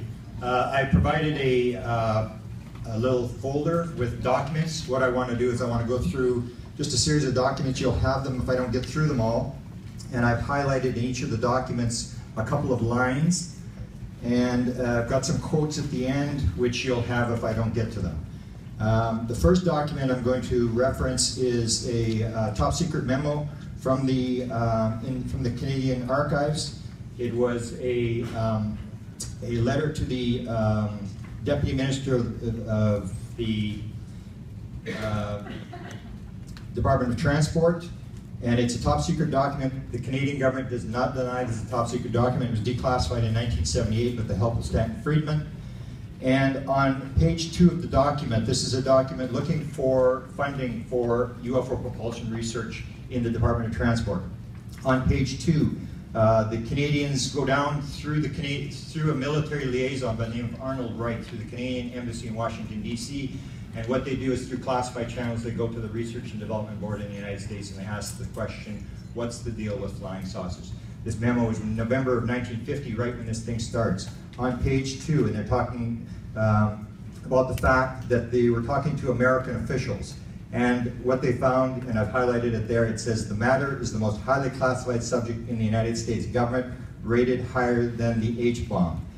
Number 2, flying saucers exist. And so when people tell me flying, there's nothing to this, I say, what word in that sentence do you not understand? This is a top secret Canadian government document. They do not deny this is a top secret government document. I even talked to Oman Salant, who was in this document. He did not deny this document is legitimate. There's, and as Stanton mentioned, they actually went, the third thing that they identified was that Dr. Vannevar Bush, who was the science advisor to President Roosevelt, was in charge of doing the research on the flying saucer subject. And we know from Wilbur Smith's personal papers that at least one paper on UFO propulsion actually went to Vannevar Bush's office. So that's the first one, and I sort of highlighted there the fact that they were talking to American officials. That's the blue document that you have there. The second one has been referenced already, the MJ-12 document. And the MJ-12 document, we're never going to know 100% for sure, one way or the other, whether it is legitimate or not. But I want to reference on the front page of the document, the MJ-12 document, the fact that the group is responsible directly and only to the President of the United States. And it was created through a special classified executive order. That is important because classified executive orders are put out by the President, not by anybody else. And if you look at how secrecy was built in the United States, I've attached to that MJ-12 document, I've attached Executive Order number 8381, which was written in March of 1940 by Roosevelt. And it basically is when secrecy starts. They developed an executive order which is written by the President, which means all secrecy and all classification, except for atomic energy secrets, go through the executive office of the President. The President is running the show. And in that document, you'll see that Roosevelt identifies restricted, confidential, and secret material to protect the weapons in World War II. Later on, Truman added top secret, then Eisenhower added national security as being classified, and the whole thing took off. So what I say is that the President built this secrecy box, and the same organization that built it can disassemble it. The President, I say, now is running the show. He is the Wizard of Oz. So that's the idea of the executive order. So whether the MJ-12 document is real, we have a number of witnesses that have actually confirmed that MJ-12 does exist. One of them is Dr. John Alexander, who is known as the main proponent for non-lethal weapons in the US military. He has confirmed, he was told that MJ-12 did exist and that the names on the MJ-12 document are right. The other one that confirmed it was a whole list of people, but the other high-level person was the assistant to the head of intelligence for the Joint Chiefs of Staff. And he stated, we know this group exists, and we at the Joint Chiefs of Staff do not have access to know what they're doing. The third document I've referenced here on the pink tab is when we get to, or no, hang on, let me go through a couple of quotes first before we get to the pink document. I was going to play these on, I've got the actual audios I was going to play, but I didn't know how they would play. A lot of people say to me, when the President of the United States says this thing's for real, then I'll believe it. That actually happened in June of 1982, and we have Steven Spielberg on audio, and this is what he said. He screened E.T. the Extraterrestrial in the White House, and he said, when the movie was over, he said, and he, Reagan, just stood up, and he looked around the room. There was 39 people in the room. We know who the people were, high-level people. He looked around the room as if he was doing a head count. And he said, I would like to thank you, Stephen, for bringing E.T. to the White House. We really enjoyed your movie. And he looked around the room and he said, there are a number of people in this room who know that everything on that screen is absolutely true. And he said it without smiling. The other one I want to reference is Chase Brandon, who came out on the 65th anniversary of Roswell with a book, a fictional account of how the CIA handled the Roswell affair.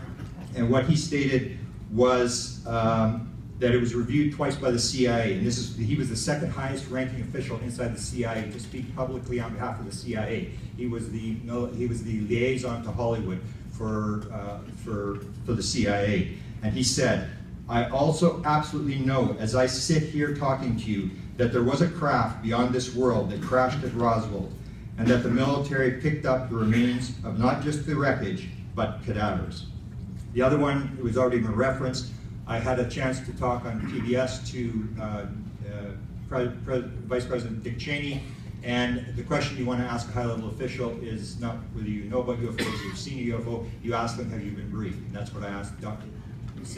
Cheney. He was Chief of Staff to Ford, he was the Secretary of Defense for Bush, and when I talked to him, he was the Vice President, and he said, I asked him, in all your jobs in government, have you been briefed on the subject of UFOs? If so, when was it, and what were you told?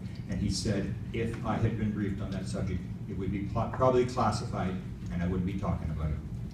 Now we go to the Hillary Clinton documents. This is the pink tab.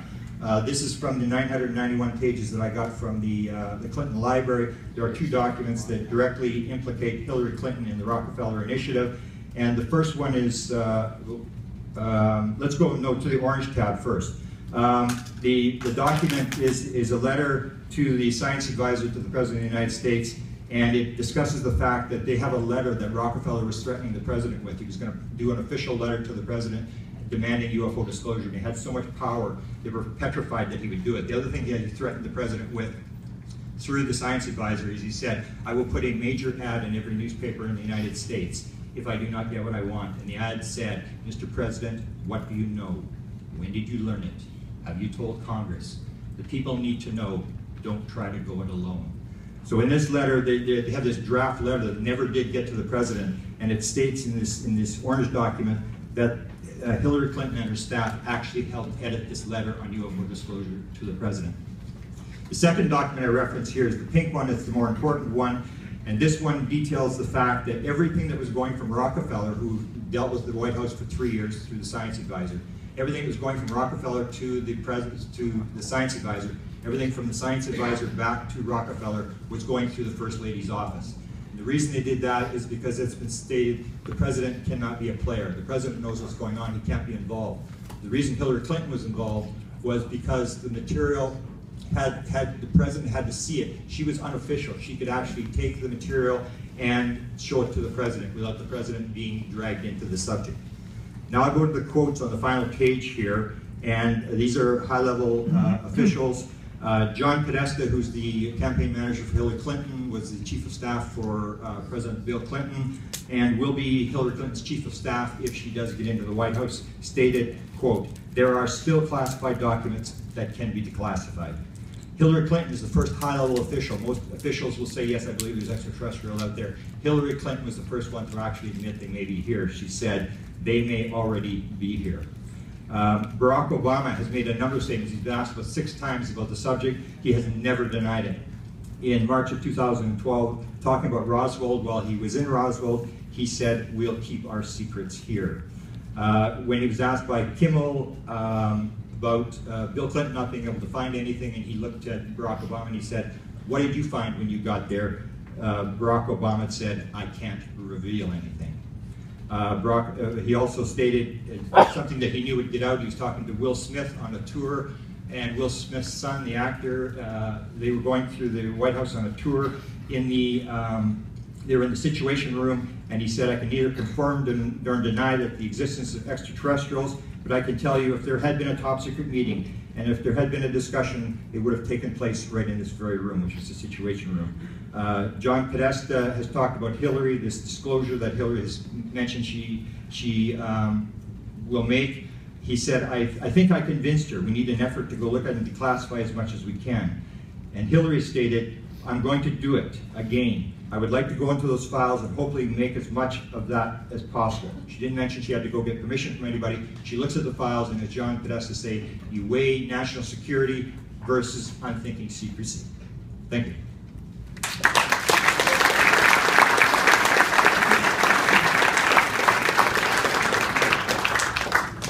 Thank you very much, Grant. All right, our next speaker, Nick Pope. He used to run the British government's UFO project at the Ministry of Defense.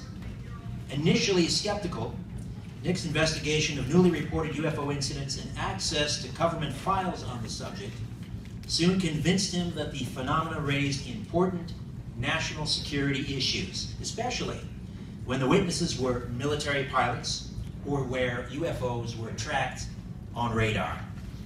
Nick also looked into other mysteries, such as alien abductions and crop circles. He now continues his research in a private capacity and is recognized as a leading authority on UFOs and the unexplained. He's done extensive media work, he's lectured all around the world, and has acted as a consultant on several television documentaries. He's the author of Open Skies, Closed Minds, Operation Lightning Strike, Operation Thunderchild, Uninvited, an expose of the alien abduction phenomenon, and Encounter in Rendlesham Forest.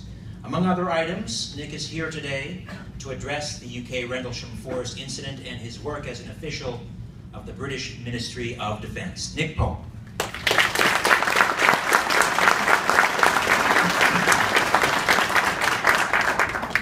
Thank you, and good morning, everyone.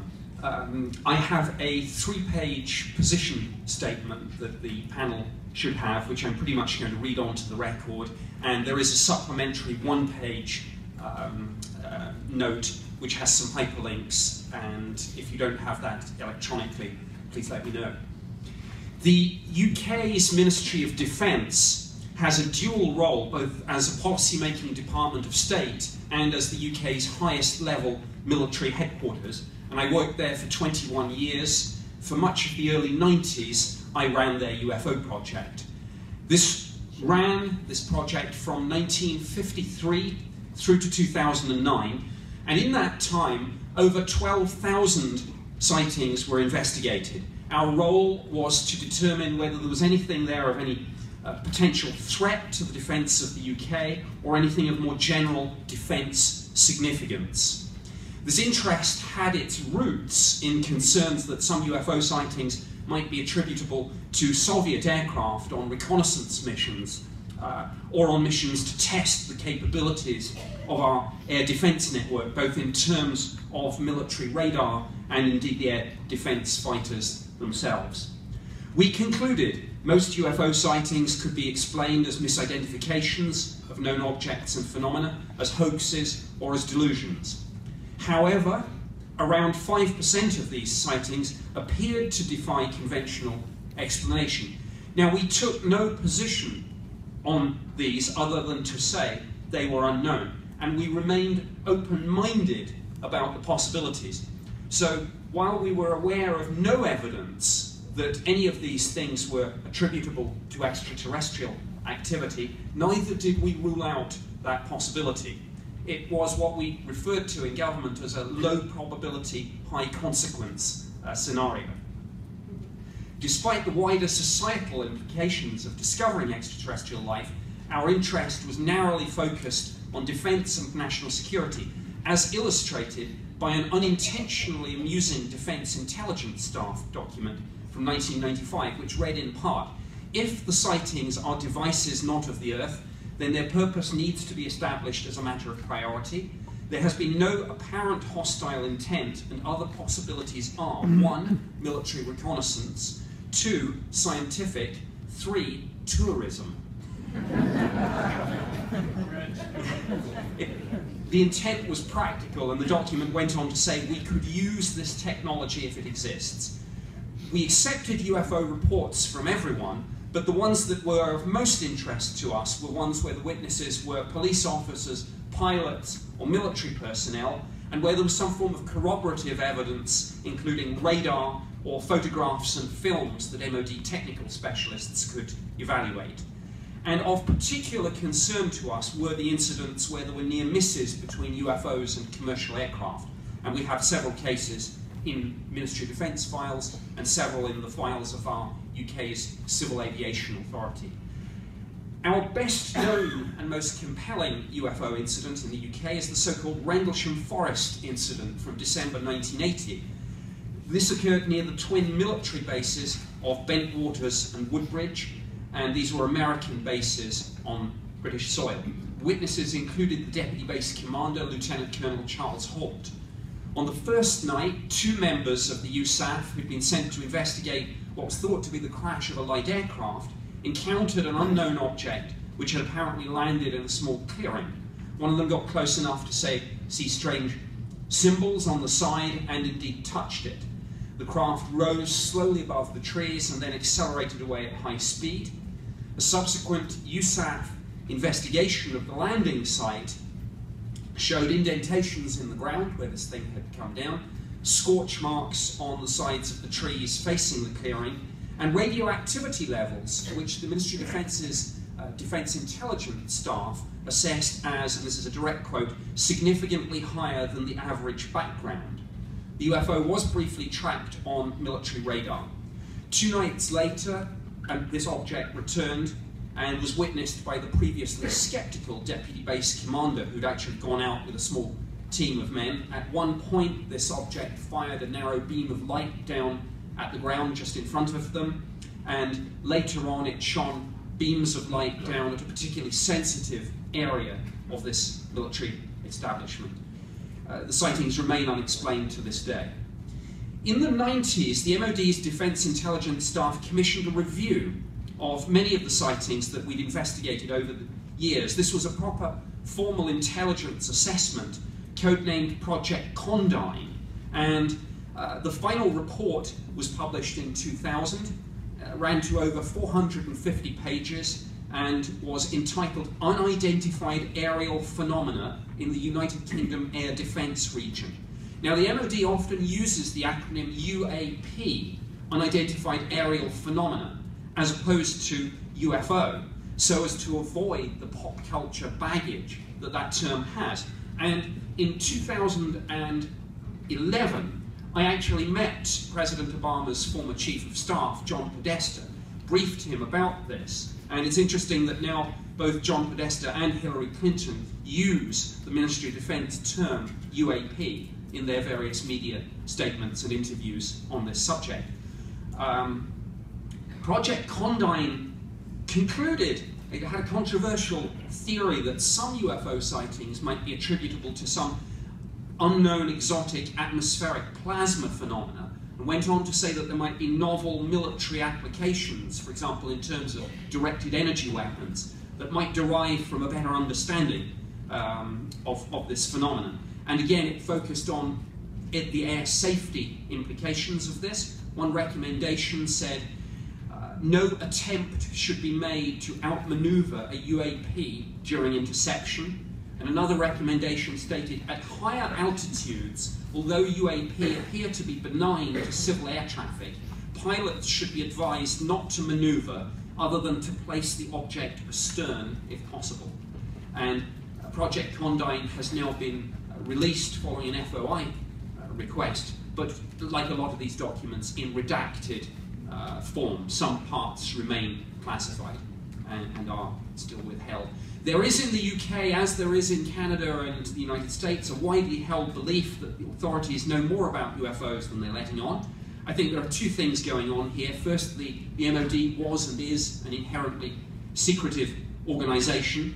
And secondly, it was the long-standing policy of the MOD, and I apologise for this, but to downplay the true extent of our interest and involvement in this. We consistently told Parliament, the media and the public that these things were of no defence significance, while all the time highly classified studies such as Project Condign were going on behind closed doors. That said, I'm not aware of any cover-up or conspiracy in the terms that proponents of that theory believe, and I'm afraid to say that if there is a spaceship in a hangar somewhere, it's not in the UK, or if there is, they didn't tell me. The MOD's UFO project was terminated in 2009 as part of a wider series of defence cuts, but while the public no longer have other points of, while there's no central focal point for the public to go to, pilots can continue to make sightings on an ad hoc basis, though they tend not to use the phrase UFO, but refer to unusual aircraft, unconventional helicopter, or any number of other rather bland phrases. In 2007, the MOD made a policy decision to declassify and release its entire archive of UFO files, subject to the usual redactions for defense and national security. This 9-year program, with which I've been personally involved, will conclude later this year with the release of the final batch of files. To date, over 60,000 pages, just short of 60,000 pages of documentation has been made available to the UK's National Archives. In concluding, I should say that I don't have a single neat explanation for the UFO phenomenon, and neither am I aware that anyone else in the British government reached such a definitive conclusion. However, having undertaken 3 years of official research and investigation into this, my personal assessment is that whatever the true nature of this phenomenon, it raises important defense, national security and air safety issues that are worthy of serious political, scientific and journalistic attention. Thank you very much.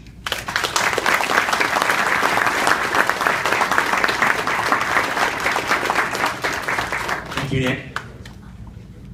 And finally, closing the show as Jimi Hendrix did at Woodstock. But he won't be setting his guitar on fire. I have that on good authority.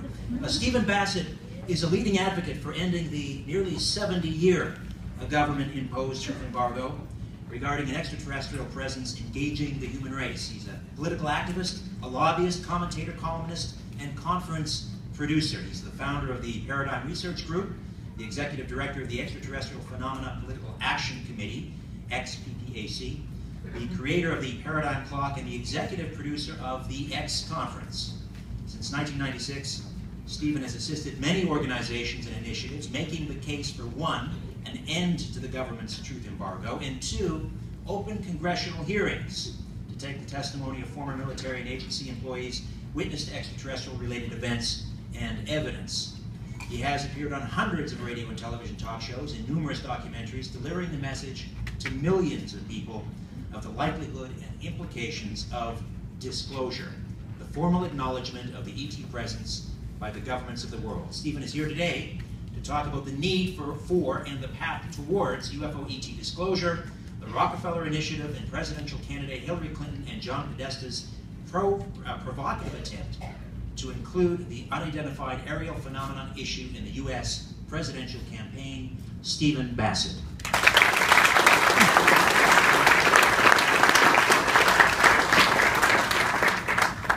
Actually, a lot of that is actually going to be tomorrow at 11:30.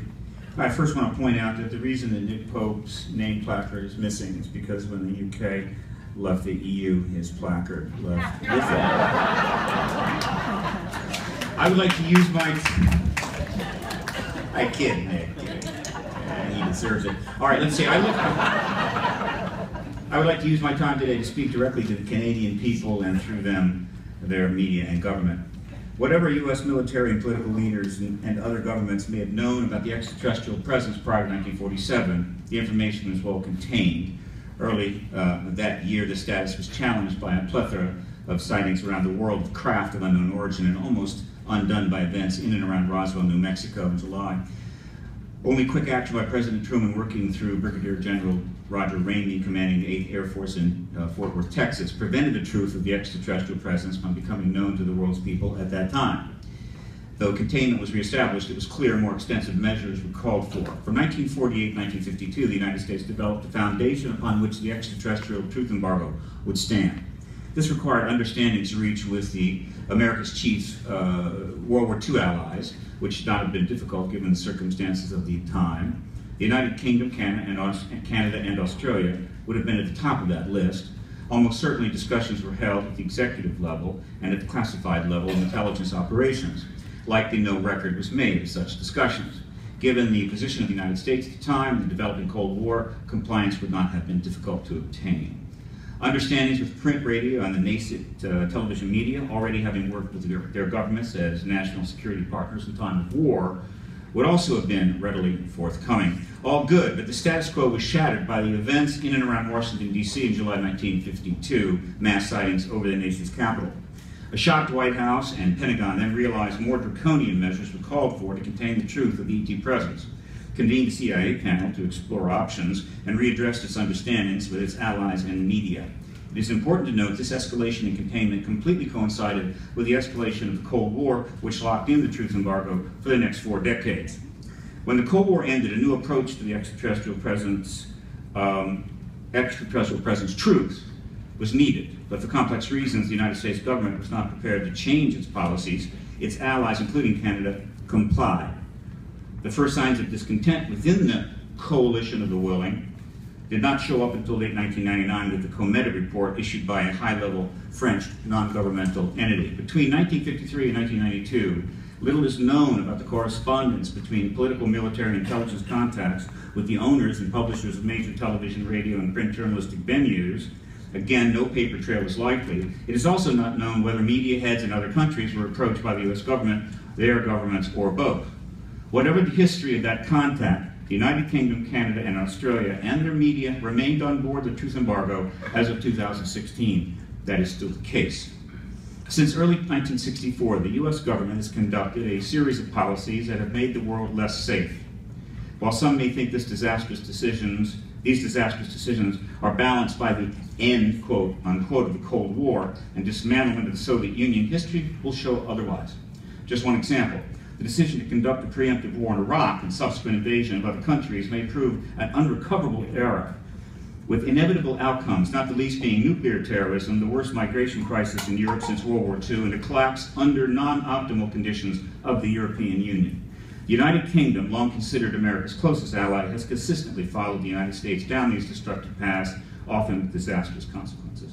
The Canadian government has usually chosen a different path, becoming known as a nation of peace, mediation, neutrality, and reason. It refused to participate in the Vietnam War. Rather, it served as a peace mediator and banned exports of military arms to the United States. The U.S. was not pleased. Canada's involvement in the first Gulf War was at a peak presence of 2,700 personnel and mostly limited to supporting roles, including hospital security reconnaissance. Canada has minimal connection to the Second Gulf War and refused to declare war on Iraq. This approach reflected the will of the Canadian people who protested that war vociferously. In short, Canada has made wise choices as regarded social contract, including the degree to which it follows America's lead. The United Kingdom has not been so wise. But on the matter of the extraterrestrial reality, the Canadian government has deferred to the United States for 70 years and supported the truth embargo. I can assure you with complete confidence there are members of your military services and intelligence agencies who are well aware of the extraterrestrial presence. There are members of your political leadership who are well aware of the extraterrestrial presence. There are reporters, editors, and publishers who are well aware of the extraterrestrial presence. Not all, of course, some. And they have chosen not to speak out and or engage the ET issue to the degree warranted by its importance. And there are only 3 reasons why this is so. First, they do not believe the Canadian people can handle this truth, which is to say disclosure would be a risk to Canadian national security. This is a judgment that should be respected, but one that no longer reflects the present status of the ET issue and the public's awareness of that issue.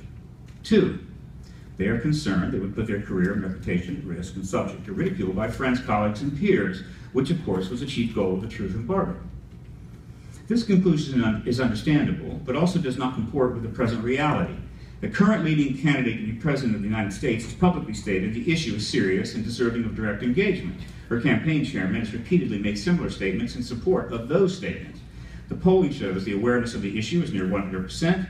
The ET genre is the most watched and lucrative entertainment genre in history. The highest grossing movie of all time is about blue extraterrestrials. There are 3 sequels to that movie in production right now. And 3, they are concerned that publicly and appropriately confronting the truth embargo on the ET issue could bring repercussions from the United States toward their country, Canada. Anyone familiar with world history over the past 50 years might well sympathize with this concern. The United States is the most powerful nation in the world. Its military intelligence budget is approximately equal to the military intelligence budgets of all of the world's other nations combined. It controls 45% of the world's nuclear weapons, and a $1 trillion upgrade of those weapons is currently underway. And the United States is very, in caps, confrontational. It is well known the U.S. is the only country to drop nuclear weapons on humans, a circumstance not without justification. What is less known is since the Korean War, the U.S. has dropped bombs on more countries than all of the world's other nations combined. 29 countries and 35 bombing campaigns. The U.S. has overthrown governments, assassinated heads of states, undermined the economies of countries, embargoed countries, sanctioned countries, all well documented. American tourists often put Canadian stickers on their luggage just to be safe. Was South Park bigger, longer, uncut, a warning shot across the bow of Canada's ship of state? Google it. Is there today a real risk to Canada should its challenge to the U.S.-led truth embargo on the ET reality? Should there be a challenge? No. In the past, perhaps, but not now. And this brings us to the most important point of these remarks. The United States is in serious trouble. Do not be fooled by appearances. 50 years of terrible foreign policy decisions, often poor domestic decisions, have generated broad-spectrum dysfunction in multiple institutions. The political structures are decaying.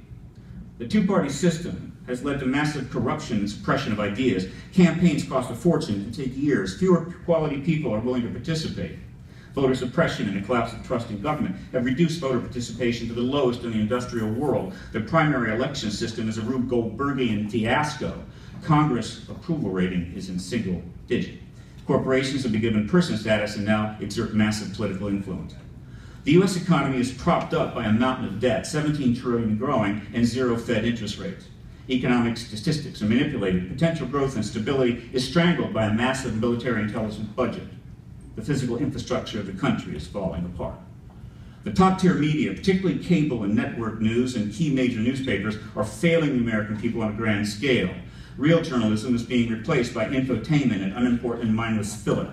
Were it not for the internet, there would be no access to the kind of hard news coverage that might offend political and corporate power. Without fully independent and competent investigatory journalism from their major news organizations, the American people are now defenseless against the metastasizing dysfunction taking place. The intelligence complex has all but removed itself from oversight by Congress and the President. It has become a kind of adjunct empire, a state within a state, a secret Monaco. The military, on the other hand, rightly remains the highest regarded institution in America. It is the most loyal and stable armed services in the world over the past 100 years. However, the military has been horribly abused and misused by the political class. As a result of this misuse, the United States has created millions, if not tens of millions, throughout the world who despise the United States and vow to do it harm, including tens of thousands willing to die in service to that hatred. In short, U.S. policies since 1964 have created the largest suicide army the world has ever seen, most of them. Yes, there are countries in the world today in serious trouble, other countries. But those countries do not control 45% of the world's nuclear weapons. And Canada is not tied to these other countries as it is to the United States. The Canadian ship of state is in anchor with the U.S. ship of state connected by titanium chain. If America sinks, Canada sinks. There's an inevitable outcome to the path the U.S. has taken since 1964, and it is not good. Is there anything within the power of any person or any country that could redirect this path? Yes. Disclosure, the formal acknowledgement of the extraterrestrial presence by heads of state of nations. What can Canada do? Much. But today, let's just focus on the journalists. Canadian journalists can ask their new dynamic Prime Minister if he has been briefed on the extraterrestrial issue by his military intelligence services, and if he has not, why not? They can ask the heads of Canadian military intelligence services if they have briefed the Prime Minister on the issue, and if not, why not? They can ask the Prime Minister and the members of the Canadian Parliament if they are aware of the public statements by Secretary Hillary Clinton and her campaign chairman John Podesta regarding the ET issue. Are they aware of the worldwide press coverage of these comments? They can ask past political leaders of Canada and former publishers and editors if they have willfully participated in a truth embargo regarding ET presence. There are 1,000 questions they could ask. They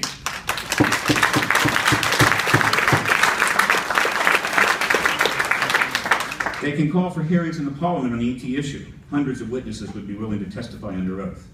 They can dig deep into the Clinton ET Rockefeller Initiative connection. There are 26 living principals to that initiative who have not been interviewed by the mainstream media, even though the Rockefeller Initiative has been in the public domain, thanks to Grant Cameron, for 16 years.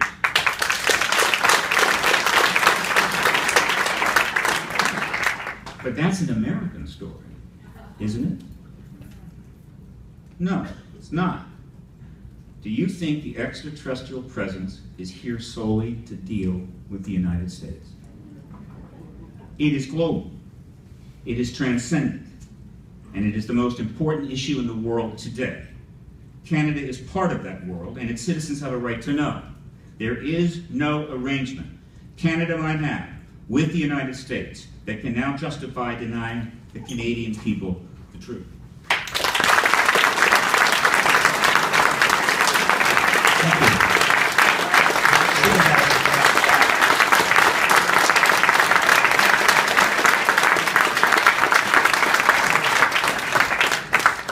Now, before we get back to our esteemed journalist academics panel, we have 3 short video clips from Bill Clinton, John Podesta, and Hillary Clinton, rather, on Jimmy Kimmel. Can we roll those, please?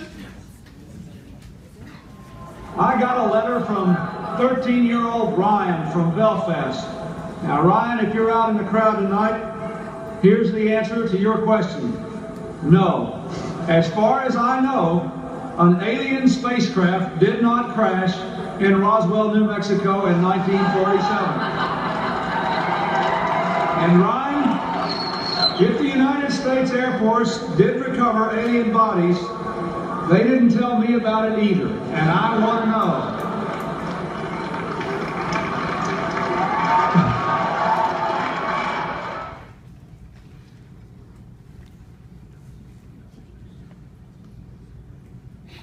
John Podesta.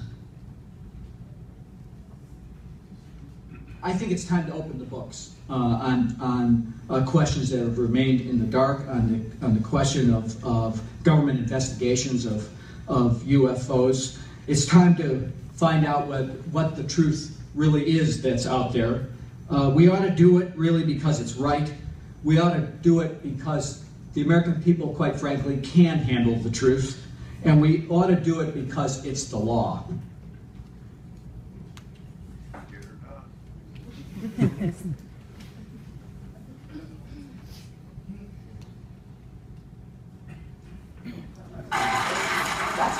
When we had your husband, President Clinton, on this show, he said, I asked him about UFOs in Area 51, and if you looked at, because if I was president, that's the first thing I do. I go right into those files and see what was going on. Right. And he said that he did do that. Yes. And then he didn't find anything. Well, I'm gonna do it again. Yeah, why not? Right? And you know, there's a new name. It's unexplained aerial phenomenon. Unexplained aerial phenomenon, really? Yeah, UAP. That's the latest nomenclature. I like the old one. I like UFO. I don't know why.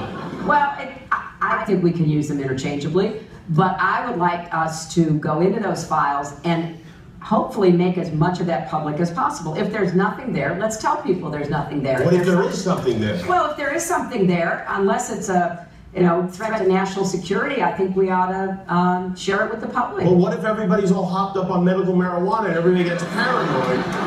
I would love it. That's why I want more research. If you share it with me, I'll decide what is the best course of action. I really have my ear to the ground. Well, I'm more than happy to do that. All right, we will return now to our panel. We'll begin questions for Nick Pope, Stephen Bassett, and Grant Cameron. We'll go first to the CBC's Frank Cavallero. Frank. Question for Mr. Bassett, Cameron, and Mr. Pope. In your opinions, what will it take for the various governments to finally come clean? I'm going to tell you that tomorrow at 11:30. There is actually something going on right now. What you just saw there is just part of it. I'm going to run right through it, and I'm going to show you why I am convinced that disclosure will happen this year from President Obama prior to the election. And the principal reason that is driving that is that a major portion of the print media world has now bitten into the issue. Over 800 articles or so, 900 articles have been written worldwide. The cat's out of the bag. As soon as the television jumps in, it's over. The Pentagon will have to cut a deal with the White House. That's what you'll hear tomorrow. I would actually agree with Steve Bassett. If you look, since Hillary made 3 comments, Hillary's never brought up the subject. It was John Podesta that brought it up. Hillary has just answered 3 questions on the subject. But you see that what I believe has happened is that the media, as Steve says, has suddenly realized they've been had and there's a story. The New York Times did a story on May the 10th. It was a straight out story, not little mean green men and stuff about Hillary's involvement in this sort of thing. The next day, 2 questions were asked in the White House to the White House press secretary. He walked around both of them. They were dead questions. Is this for real? What's going on? Is Obama going to release? The press secretary just walked around it by saying, I'm not briefed on this subject. And he actually said, President Obama has stated that his job gives him access to this kind of material. You should ask him. It'll be interesting. And what you see is the 3 reporters are asking very serious questions. The last one, the African-American reporter, says to him, what about Roswell? Is this classified? Are ETs coming here? What's going on? And then he starts trying to get a drink of water. She said, look, you're doing the dance at the podium. You're doing the dance. You're trying to figure out what you're going to say. She said, you're not going to get away with this. And he said, you just keep trying. I think the only thing that separates this thing from disclosure is that President Obama was in Japan at the time. If he had a news conference the next day, he would have been asked. And I'm in contact with 2 of these reporters and saying, ask him the briefing question. That the question just has not gone to the president. It's gone to people who aren't cleared and who can walk around the question. Nick? Well, the question, of course, presupposes that there is some great secret to disclose. And of course, an alternative scenario is that the government, or indeed governments, may just simply say, sure, there's a phenomenon, but we don't know what it is, in which case there is nothing to disclose. But, speaking hypothetically, if there is a literal spaceship in a hangar kind of secret, I guess what would lead to that being disclosed is the political will to disclose it, which would probably only arise if there was some benefit judged that would result from that. And of course, constitutionally, I mean, in most countries, there would be no problem with saying, you know, my fellow Canadians, people of the world, there is extraterrestrial life. The problem arises with the subtext to that, which is, by the way, we've been lying to you about it consistently for 70 years. So that would be the problem. The other thing that might trigger disclosure, of course, is a leak. And some sort of Julian Assange, Chelsea Manning, whistleblowing type situation. All right, I'm going to go quickly through the panel, and then time permitting, we'll go back again so that everyone will have hopefully time for a second question.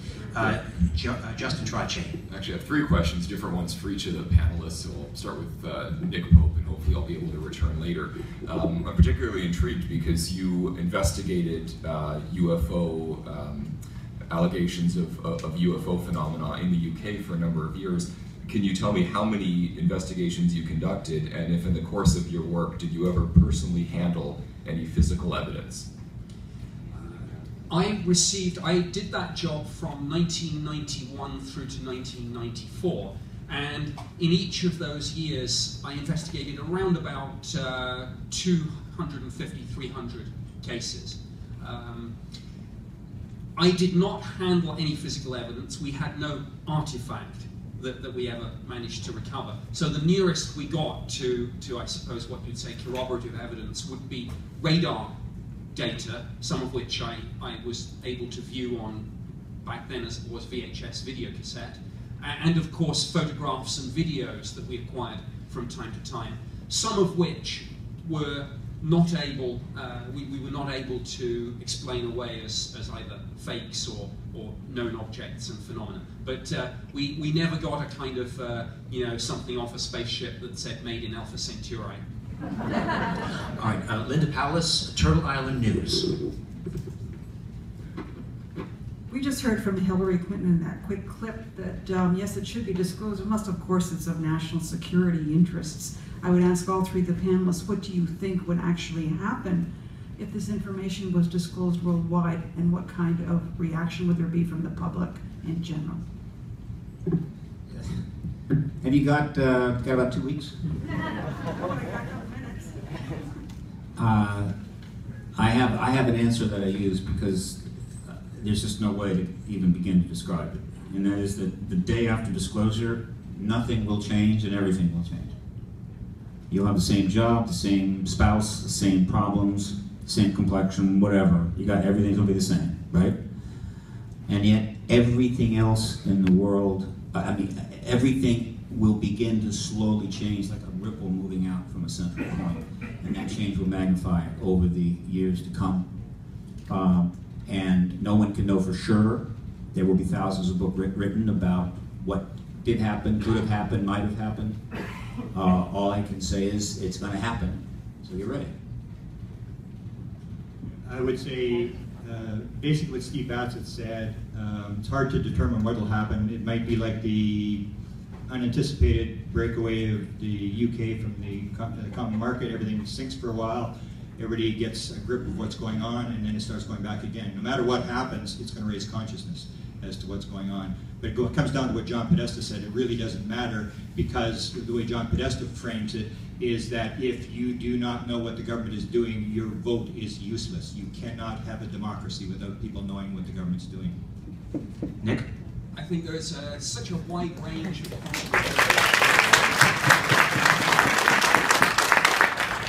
there's a wide range of possibilities as to how this might occur. We might get, of course, the sort of disclosure that some people on the panel believe, but we might get a more mainstream scientific discovery, which basically gets the same outcome. We might, for example, pick up a signal from another civilization with one of the radio telescopes that we're currently using in the SETI program, and a couple of the new ones under construction. And I think, yes, there will be some fundamental changes if we find out that we're not alone. But if you look at opinion polls, which consistently show, a sizable number of people already believe there's life out there, and that we're being visited, and that governments aren't being straight to us, you don't really shock people by telling them something they already believe. So actually, in some respects, the consequences of this might be a little bit less. But the thing that most excites me, of course, is the scientific and technological potential in all of this. What if, for example, we switch on the next generation of radio telescopes, which are going to be powerful enough to pick up an airport radar at 50 light years? And what if we tap into knowledge of other civilizations that they have effectively put out there into the cosmos? What might that teach us in terms of science, technology, and indeed all sorts of other areas of knowledge? And I think that would be fundamentally paradigm shifting and hugely exciting. I wonder if I could be permitted just to answer. You've written a book on it, Richard, so you should. I authored a very long book on exactly your question, and I just wanted to mention that my own conclusion was that a disclosure of something of this magnitude would be, without question, the single most revolutionary act in our civilization. It would change not simply our immediate politics, as I think Nick mentioned, it would be an admission that the government has been lying for 70 years. That's quite significant. There would be massive political blowback, but it would also spread through, really, I think, every facet of our society, our finance, our economy, our energy paradigm, which I think is at the core of much of this secrecy, our science, our academic life, our religion, our sense of spirituality, I think would have a substantial change. And ultimately, our existential understanding of who we are as human beings, and ultimately, I think a major geopolitical international transformation would take place, all of which as a result of the challenge presented by this new revelation. We have big house cleaning and a decades-long, generations-long setting up of something new. Let me just add something very quickly. This subject, the subject of the pre-post-disclosure world, it's it. It's numero uno. It's gonna be just unbelievable. And Richard and I have an understanding with each other that he and I are prepared at any time to speak together, I guess you could say as a dialogue, discussion on that subject and all of its facets to at any university that can make us an offer we can't refuse. Just gonna put that out there, okay? And I guarantee you it'll be the most interesting 3 hours you'll ever sit through. All right. Laura Thursby, Trent University. Perhaps you can come to Trent at some point. So my question is for Mr. Bassett, but also to the panel. There seems to be a kind of circular trap to the discussions over a truth embargo or this kind of conspiracy theory, in the sense that if the government stands mute, it is taken as evidence that there's something there to hide. That dichotomy overlooks the possibility that maybe the information that's being looked for is not really there. Similarly, if claims of UFOs and ETs on Earth are not discredited, that's often taken that they are true. Yet if they are discredited, it's often taken as true because this discrediting is seen as part of a government cover-up of the truth. So cover-up theories seem almost impossible to disprove.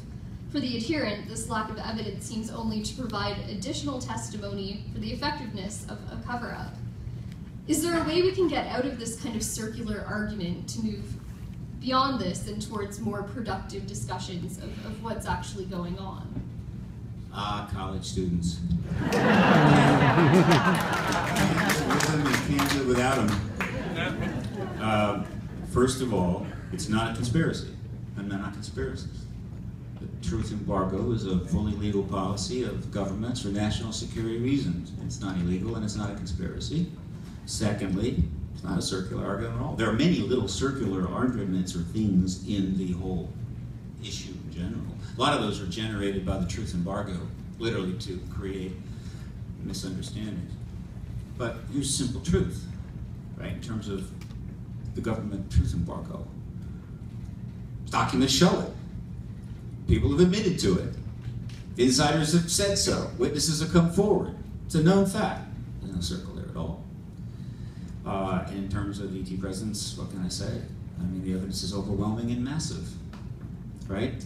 I've had insiders tell me personally, including members of the Army, it's true. Roswell occurred, it was alien bodies. Some of the people in Sable, that insiders tell them the same thing. There's no circle to it at all. The only reason that it's in doubt is the government wants it to be in doubt. And the Canadian government wants it to be in doubt. And it's up to the people to decide if that is the way they want to be governed or not. Because if you want to be governed that way, you can have it the rest of your life. Or you can stop it tomorrow.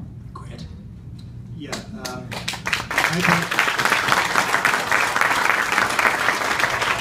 I brought up some of these same things, these documents. I would say the only thing that really resolves it is to ask the one person that I say knows. That's the president. He's never been asked. There was a story told that the head of the Senate Foreign Relations Committee, Senator Claiborne Pell, set up a meeting with the guy who helped brief the science advisor to President Clinton for a meeting with Jimmy Carter years after he was president to talk about UFOs. He sent an official letter, and when Scott Jones, who was involved, contacted the Carter Center as to why there hadn't been a response, or when it was coming, they said there will be no response. The president has never answered the question. If the president stands up and says there's nothing to it, I'll believe it. But he was asked directly by Kimmel, what's the deal, what did you do? He said, I can't reveal anything. If there's nothing going on, he would have said, there's nothing going on. Obama has been asked six times. He has never denied it. Well, I gotta take a small. It's like that moment in the first Independence movie, right? By the way, the second Independence movie is coming out in a couple of weeks, right? Remember the moment in the first Independence movie when the Secretary of Defense says to the President, "Not exactly." Grant may have forgot, but on September 22nd, Paradigm Research Group directly asked the President under a petition to the White House to disclose the ET presence. Now, that's not the same thing as asking, to be fair to Grant, do you think there's an ET presence, but rather, will you disclose it? And the President responded through his White House Science Office on October the 4th. And that response stated, there is no evidence at all for any life outside the planet or any life that has visited the planet, and no evidence that the government is finding anything. And so he has responded in that way, but that response is so patently false, so obviously false, that I believe it was intentionally put that way, because it's helped the advocacy movement a great deal. And since that statement from the White House, and going all the way back to the point at which he brought Podesta in his campaign transition chairman, Obama and the Clintons have been working together on the process underway, which is leading to where I'm going to tell you about tomorrow. I want to get Nick in here for one and then Grant and Stanton. Okay, yes.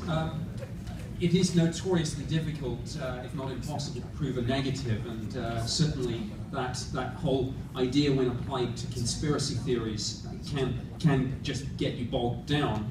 I'm skeptical of many conspiracy theories. Interestingly, the way that you come at it is the other way around, and try and, I suppose, prove that they're true. And one very famous, though not well-known example from the UK relates to a bombing in Northern Ireland in the 70s, known as the Cloudy bombing, in which a number of people tragically were killed. And a retrospective police inquiry in, I think, 2010, did actually find that there was a conspiracy. There was collusion between the Northern Ireland office, which is a UK Department of State, between the Roman Catholic Church, and between the police at the time, because they had identified a suspect in the murders that they knew they had strong enough evidence to charge under normal circumstances, but the perpetrator was a Catholic priest, so they colluded to move the priest instead of charge him with the murders. So that's an interesting example, which comes at it the other way around. I mean, I think as to how to break out of circular reasoning and things, again, I pick an argument from the UK. When we had, for example, looking into the conspiracy, the idea that we would take into war in Iraq on a lie about WMD, we set up in the UK an independent inquiry headed by a former civil servant, but with academics on as well. And the Iraq inquiry is a very good model, perhaps, for the sort of forum that might help us take this issue forward. And interestingly, for those of you who, if you'll forgive me going off topic for a moment, the Iraq inquiry is due to report on the 6th of July and will make very interesting reading indeed, and might actually be quite relevant to some of the discussions here about secrecy and spin and lies. Grant. Once again, I distinguish between people who claim they're working for the president or people who are working for the president and the president. I say the direct question has to go to the president on the record, say on video. And I'll bring up one more example. It almost happened if Obama had been asked the question, would have fallen apart, is that Obama gives an interview to GQ magazine, and he's asked about the UFO stuff. And he says, well, the UFO Roswell stuff, I get asked about it all the time, and you've got to realize that top secret stuff isn't as exciting as you think it is. The reporter stumbled. So this was brought up actually in the White House press corps, what Obama had said. I say you have to directly ask the president to his face. If he says no, I'll believe there's no cover-up. I don't think he's going to say that. But it's true also that Kimmel came close, right, Grant? I mean, when he appeared on the Kimmel show. And then he said, I can't reveal anything. Yeah, and when he did it, the review done by Ben Hansen from Fact versus Fake showed that he was breathing at 42 times a minute. He was hyperventilating when he got asked that question. Right. Final word to Stanton Freeman. I think one way to solve this is to recognize that we're dealing with a cosmic Watergate, and the Washington Post provided two reporters, Bernstein and Woodward, who spent a good deal of effort, a good deal of money, and a serious journalistic effort to find out what was going on, and they succeeded. We have a cosmic Watergate here, and if you just put together all the existing information without all the stuff we can't get at, like I say, NSA documents, CIA documents, General Bollinger's remarks, and then do something else. Seek more evidence from the people out there, especially ex-military people, guaranteed anonymity and stuff like that. I think in less than 6 months you could blow the lid off, even if the president doesn't want to say anything. There's enough other stuff out there. President Nixon lost his battle, didn't he? All right. Ladies and gentlemen, a big round of applause for our distinguished speakers, Dr. Paul Hellier, Senior Bassett, Travis Rowan, and Richard Dolan.